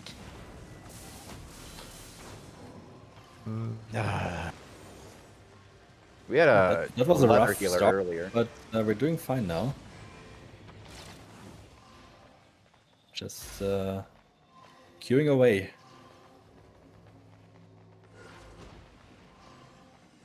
Making sure they can't get up here.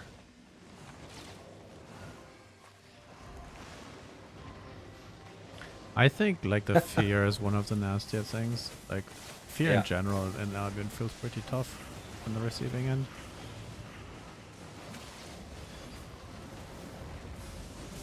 One rest pot here.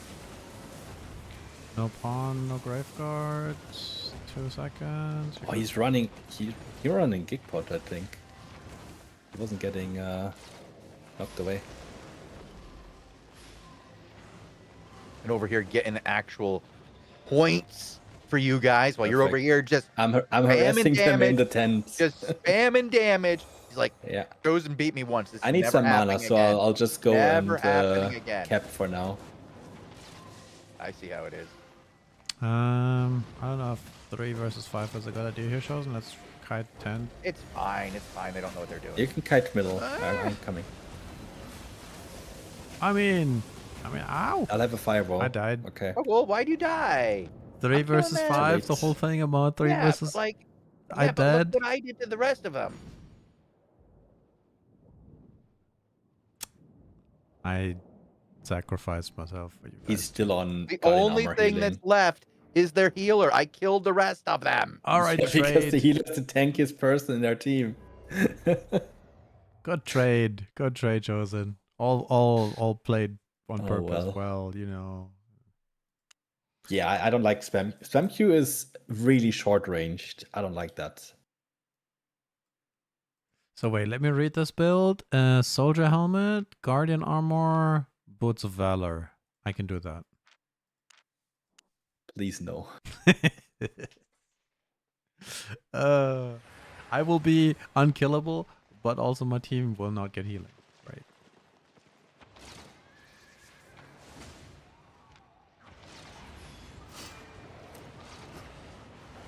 Well.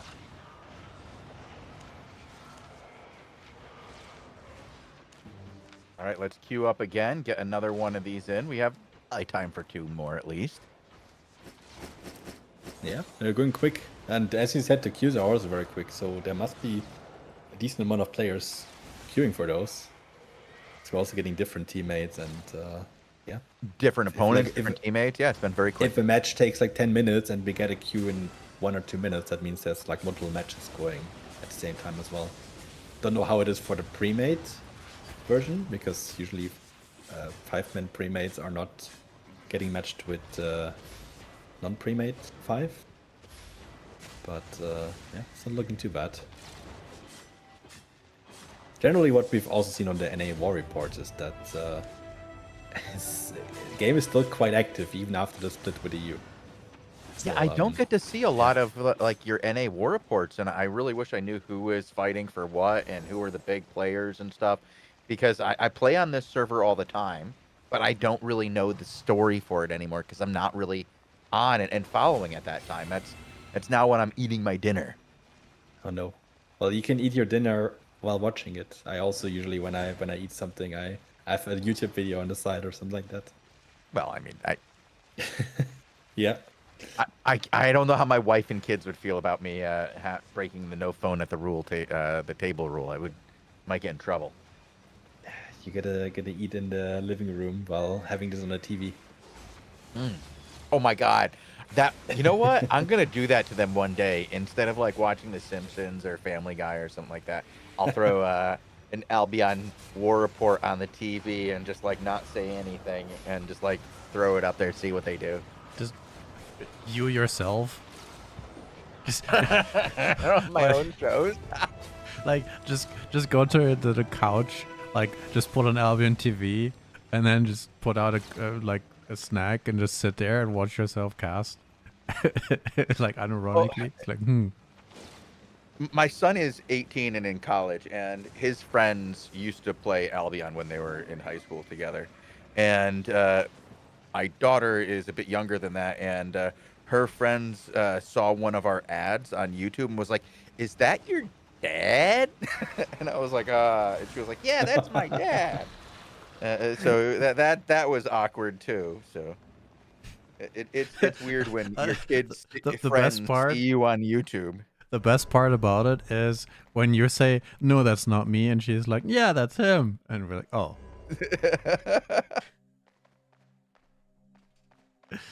That can't be right. Yeah, my son used to watch almost all of our shows when he was big into Albion, but he has different food check. games that he plays now. My food ran out. Oh.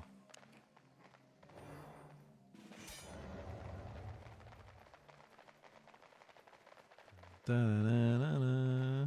Okay, I'll get the cap. I went back to a pretty basic build. Oh God! Oh my God! Bogle. Bogle, save me! Um, It's not gonna happen. Oh, you're doing your best. You're doing your best. You're doing your best. I understand. This is Okay, I'm on Astral. walk through that, Bogle. Walk him through that. Walk him through that. Great save, Bogle. You are the man. I don't have firewall anymore, by the way. real talk, I had the wrong order of Got him. operations there. I should have not, you know. How we survived that, I don't know, but it was good job by our healer.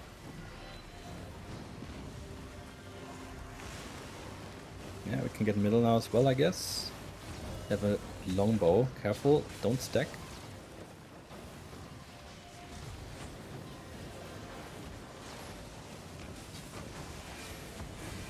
Got him.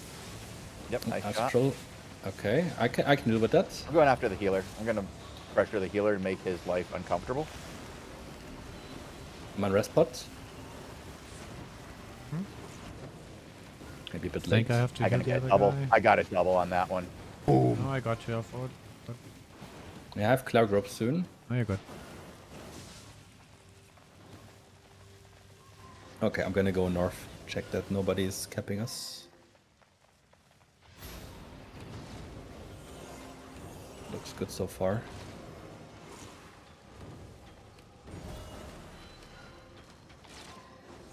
Can't reach anyone from up here.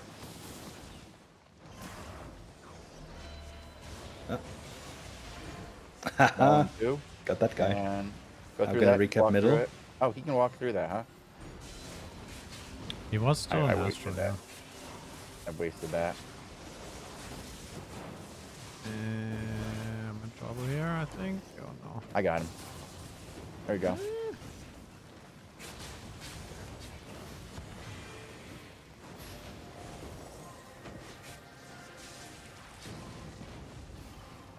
Yeah, I will go north. I'm just pressuring the healer again. He's not good enough to deal with the pressure. It's kind of funny. Astral does hover, I do counter hover. We're kind of like hovering in circles. Oh man, he countered me there. Well done, healer. He finally got a good play off, but I'm keeping him too pressured to get much done. They are in like 10 seconds. He's gonna die. Yeah, he died to Shit. standing on it. I died. Is their healer alive? Their healer is not alive, but our healer isn't alive, and they've Okay. got way too much pressure on me. I'm switching back to Cleric here. Not really.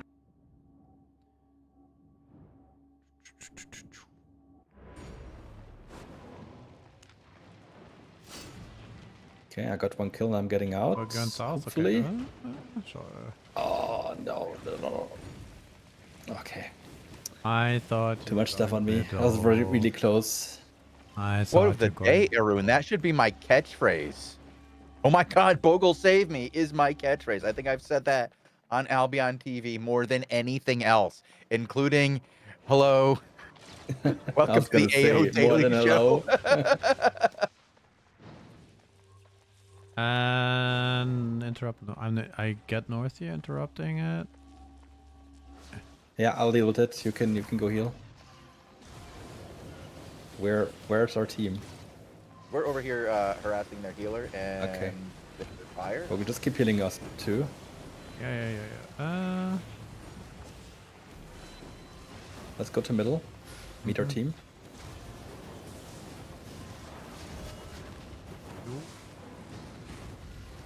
Did you kill their healer? Yeah, I did. Okay, good. They're feared? Yeah. Now I hit both with the fear. Perfect. Okay, nice. Back under control.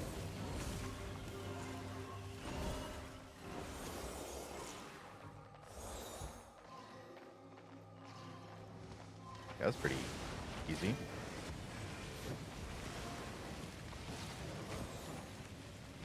I just realized that fearing them and then artillering them is often not that great.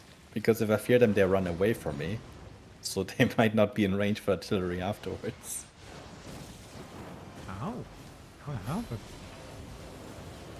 That's the new fire staff. I want to call it new, but you know what I mean. No, I I'm meant. not quite to sure us, why we he's. just he- started everything there. Oh. His build is weird though. He's full committing to his 1E. With the royal hood, the royal sandals, and the hunter jacket. And I mean, it's not a one-shot E or anything, so Wait, who? yeah, I don't know. The fire, what's it called? This 1 year, Jadek, Flamewalker staff.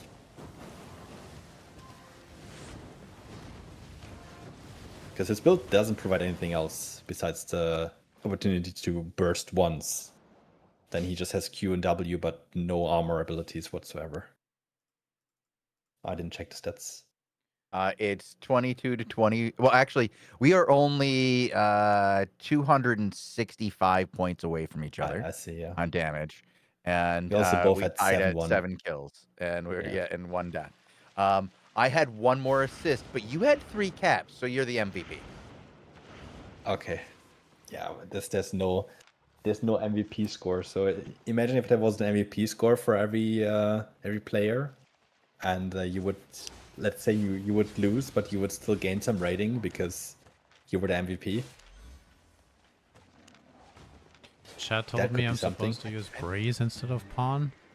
I still think that we should use a very No. simple, like, social like score Pawn. in this game, like thumbs up, thumbs down, and that players that get thumbs up generally get grouped together, where people who get thumbs down generally get grouped together. And I think that would make people behave better. I'm not sure if that was confirmed already, but I heard there's some changes coming to the. No, I don't want to spoil anything. I didn't have my spoiler moment yet, so just gonna write it if that's official info already. Well, I don't know. You're asking me questions I'm gonna I write don't that know in about. the chat. If Oh God. do you know if that's already confirmed, or is that something that? Well. Okay, then I'm not gonna say it. But I heard that that's essentially. Yes. Yeah. Yes. I didn't see it in the patch report- notes though, so there's it's going to probably be gonna be. report. Yes, I don't know how Oh, extensive the report UI rework. Oh, Yes, that's- report UI rework is did I- going to be included, and we don't know the extent of it.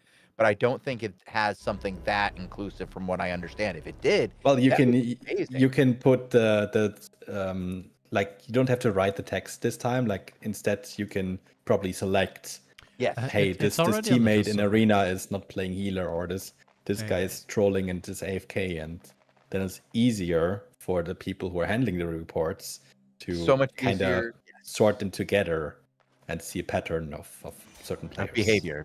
Yes. So there's reports across the board are going to be easier. We talked about in the Q&A that reporting is going to be easier so that you can deal with bots.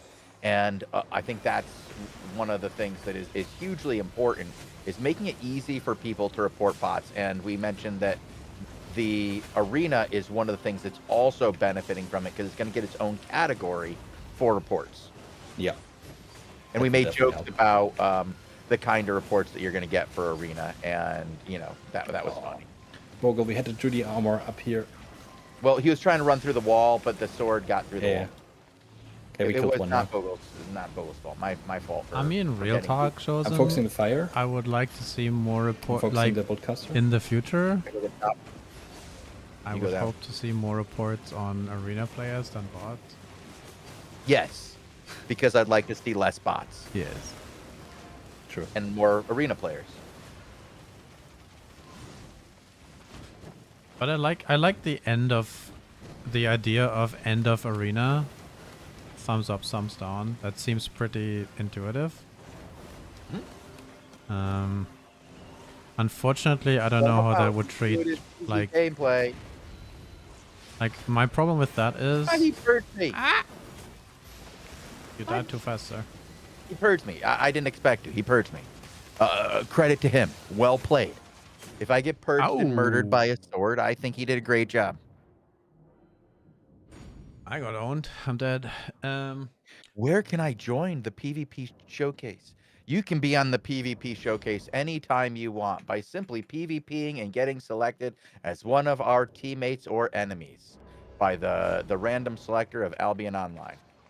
If you want to play along with us when you know you're going to be able to join us on Saturdays, the Saturday after Invasion Day, the first one and the second one, we do a 20v20 show where we invite all of the members of the community to come along and play the just 20v20s with us, but we do like a kind of a deathmatch thing. Lupac runs one team, Tazik runs the other, and it's a lot of fun. I I agree. need to get Been part of it a I don't couple have times. much. I'm also getting quite a bot. Quite a bot.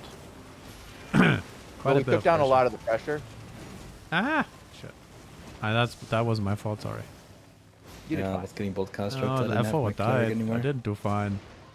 Oh, that's They had a lot of low hell, people dude. though. Maybe you can finish them off. Damn it! They feared me twice, really well. And now they're putting me on the wrong side of a fireball. And I'm gonna get a double kill. Get the double kill. I have a game design question for you, Shozen. Okay. Up-down rating middle? system post-match. What's the counter to people downvoting people who are not good? Nothing. So, like, say you have an average skill match where everybody sort of tries his thing, and then there's that one guy who is just ranking-wise that little bit worse, and then people are like, he's just bad. Like, he's not toxic or anything, he's just bad, right? Or worse than the average thing player. is like if you're so much worse, right? I don't think that's going to happen so much that you're getting downranked all the time. And I'm sure that if you have a situation where it's recording scores as well, so it'll see your score of what you're doing, of course, and how you're playing, and alongside what your social score is. And the two things aren't really connected, but they're corollary. So if you have a really low score and you are getting downvoted by particular groups that have high scores, but not against other groups that have low scores, right? Like by similar type players, it should be able to make sure that you're not getting just sent to the demon hole just because you end up playing poorly occasionally and get downvoted every 3 or 4 matches. It's to be something that's an aggregate over a long period of time and getting an idea of who are these players who generally play toxic or off kilter, and more than anything else, trying to correct their gameplay so that they get less of those votes than anything else. Unfortunately, I think that if, like, both, if you're bad and if you're play toxic, your win rate is lower.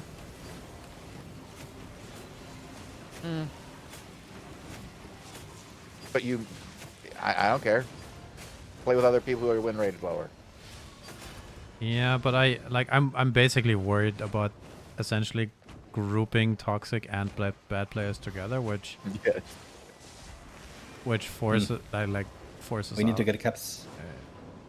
Behave or get good. Like, so it teaches both of those players to improve. I think that's incredibly unfair to me because I have a skill ceiling. Like, I cannot get better. You are so much like I know. If it's a healer getting like downvoted by particular types of people, I don't think it's hard to throw out outlying behavior. And I think you're really misinterpreting the mass majority of players. And we see that a lot. People look at the loud players and the worst players and assume that that's what the other players are going to play like. And it's not. Players are really much better at being good players than it looks like. And it's a mistake that often gets made, that players get treated like the worst of the players all too often. And unfortunately as well, the worst of the worst do not get treated as poorly as they probably should. I mean, I don't know. I think you're right. You have to correlate a bunch of stuff. Because otherwise, we've seen it really well done in other MOBAs specifically, using player behavior and reporting player behavior and finding patterns in player behavior to encourage player behavior to be better over the long term and allow player reporting and players who report well to have a higher weighted report value than players who report poorly. And players who report poorly and use the tool in a negative way like you're suggesting actually become part of the positive reporting tool, because their negative reports are actually giving you certain types of information that is, though the opposite of what they intend, still very important to you as a developer. I understand, but and I think that's in the end that's the good solution. Unfortunately, now we're talking about a lot of variables. It's actually not inventing the wheel, and now that we live in a world where AI exists, these kinds of things, predicting patterns, is actually one of the easier things that, for AI to do, and it's what it should be doing instead of offering you guys a date. Yo, who said that? Hey, I'm just saying I've seen what these crazy people who do the AI stuff want you guys to get out of AI, and that's not what I want for people in the future. Dating humans is better than dating AI. I'm going on record as that hot take. Can you sneak? Bogle's like, I don't know. I've got some pretty good AIs that I can introduce you to. We got 1 point to get folks, and they have like. Are you? Let's group up and. I need to help South if you can come. Bogle and I are gonna. We got two guys going. Can I reach you? Can you? Ooh, We can't lose everybody. no. We can't lose everybody like this. It's the only way we can lose, is if we feed like this. And we just. No, not like this, Bogle. Not like this. Graveguard was in the north. air, If by he the gets way. through, we win. We win. If we win, if he gets it. Thank Oh you. my God, I can't believe we Oh won my that God. game. Ugh. I had a negative KD in this game. We all had a negative KD except Chosen. I don't know how we won that. Cause of shows? No, I don't know. That was a weird. It was win. it was a The hard enemy game. was, distracted they here were by a even bad highly team rated. design. Like, I don't know how they lost that, honestly. One last one. Sure, we can do one last. Sure. Against that team, my build was not good. Because they had like two people who had very... Essentially, all of the DPS played a very high DPS build that can almost one-shot me. So I never really got to really stand back and do something. So in those situations, it's better if I have more of a frontline beefy tank that can, deal with that. Do you want me to be a frontline beefy tank with a spear? No, I can be it next time if we have a team like that. Because having the bolt caster, the fire, and then 2 swords, I believe it was in the beginning, quite tricky. Like the 2 swords I can deal with, but not if the bolt caster or the fire also shoot at me. You died a few times there where I was like, oh shit, that's fast. Yeah, you had a guys little were rough talking a bit, and I'm sorry. I had no, things on it's my fine. mind. I'm just saying. You're just like the While sacrifice. that happened, I had some fights of my own. So Okay. You're wrestling with your own demons. yeah. So somebody's saying that soon we will see the shows in AI. First of all, Bogle is the AI, Huh? not me. And second, somebody made a shows in AI, I believe in 2019. They had me singing Esposito. It was awful. I mean, if And my kids found that before I did. They saw that on the TikToks before I did. I mean, Chosen, that's kind of the equivalent of Will Smith eating spaghetti, no? So Yeah. we're due. Oh no. We are due for a much better version. I will say, so about this time last year, Bogle had just gotten into AI, and I had just found that Bogle's interest in AI could be fun, and so I got ChatGPT and started making pictures with ChatGPT all the time, and nobody had seen Bogle, right? And so we were like gonna go see Bogle in a couple of months, and we were all going to Germany. And so I got the idea that I was gonna put in all this generic info about Bogle that we knew into ChatGPT and tell it to make me images of Bogle. And there were some of them that I made that were pretty darn close to Bogle when Not we at got all. to Not close yes, at all. There were a couple that I think what we would call these nowadays, Chosen, I think we would call these AI slop, right? I don't know. And that's one of these new things or words that are like, oh wait, that's funny. Everybody kind of knows what it is now, but Okay, I'm playing Heron Spirit. Nah, I'm playing Witchwork. I'm glad that we have people in chat who remember that, even if it's vaguely. No, now we can't do it. now I can't show it. It's not allowed because now we've seen Bogle, and I can't do anything that may or may not reveal what Bogle looks like. It's like when I don't know what's in the upcoming update, I'm allowed to speculate on what's in the upcoming update, and I can say pretty much anything, right? It doesn't matter. It's speculation. As soon as I know, if I say something that's close to what's there on the real thing, I'm breaking NDA.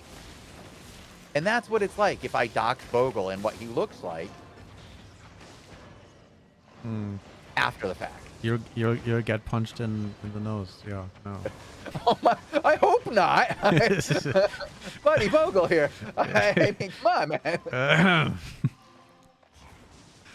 man. Don't dox people. Anyway, I don't want. No, that's not what I wouldn't do it. That's what I'm saying. I wouldn't do it. I'm saying this is why I wouldn't do it. I know. I'm on your side here. I know. Yeah. The first skins in Albion were Albion. The the first skins were the Founders Pack skins that you could get. They were skins you could earn or buy basically by buying into the early days of Albion. Everybody. But they weren't skins back then. Yeah, they weren't. They were just gear. Yeah. But they were turned into skins. Added in 2019, and then a lot of things turned into skins essentially. But those were the first cosmetics, I guess, is what I would say. But the outfit, wasn't that was that an item too? I mean, I think that those were all items. Like those were all armor pieces or horses or whatever. Horses. And a lot of people lost them on day 1 or day 2 of the game. Yeah, horse, absolutely. But I think was the armor not as... Yeah, there were no armor skins. I'm unsure. There was no way to put on... How did you put on skins? What was the UI You couldn't do the horse for sure. No, I mean the legendary things, like founder things, those were actual items. Yeah, you had a hat and a jacket and a little thing you could hold in your hand. I don't remember what it was.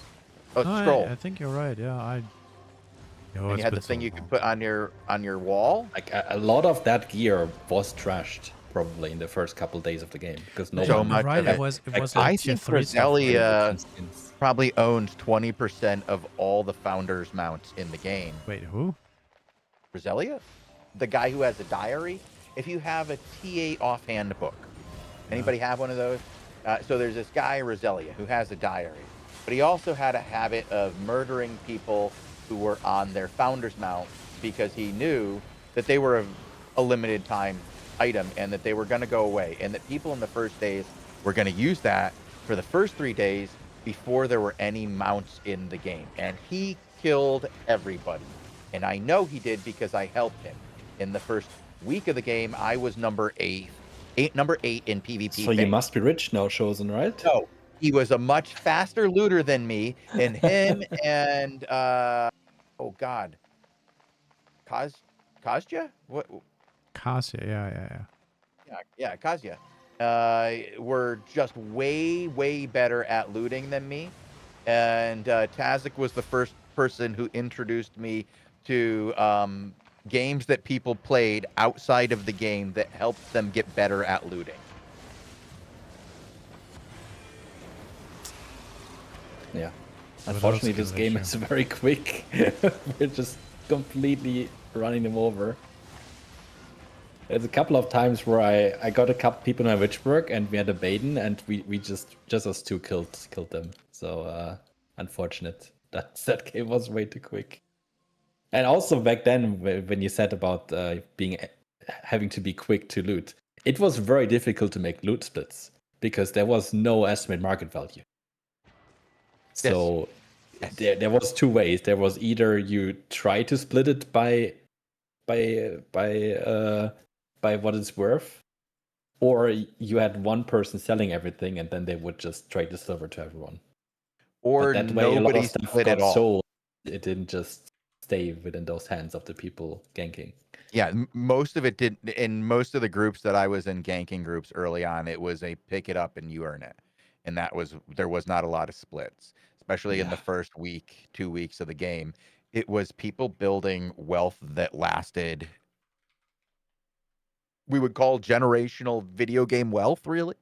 I know people who in the first 3 hours of the game made so much silver that they used to buy gold in the first 3 hours of the game that they were set up as one of the 10 wealthiest people in Albion, period, after that point. And it was not uncommon for people at that point. I did this as not part of somebody. I didn't work for Sandbox Interactive for the first 2 months of the game. And when I started to, I not only changed my habits and how I played the game, but I also gave up most of the stuff that made me wealthy at the time, other than some original founders items that I had in an effort to not do anything that looked untoward, which is where a lot of the original rules for the Albion TV team came from, is this idea that we really didn't want to look like we were doing anything that takes advantage of our position or negative to the community. But, now, I don't know, Bogle's robbing everybody blind over there with his 8.4 bags. I know. Slander. Excuse me? Knock off 8.4 bags. They're not even real 8.4. He made them at the transmuter. Yes. That they're transmuted using cheap Cumbrian leather. Yeah. Anyways. Yeah, most of my cloth is also synthetic, so it's true. It's made artificially. We're transmuting. That's how things are sometimes. Fun show, guys. I enjoyed playing with you guys. We had a pretty good record overall, other than that one match. But fun show. Thank you guys for playing with me. We still won. Didn't we win all of them? Did we end up winning that last one that was the one that was really hard? I thought we had one that we got trounced. Chat, help us out, please. Did we win all the matches, or did we actually lose one? I thought we won all of them, but maybe we didn't. Maybe it just feels like we won all of them because we just had such a good time. Yeah. Take that.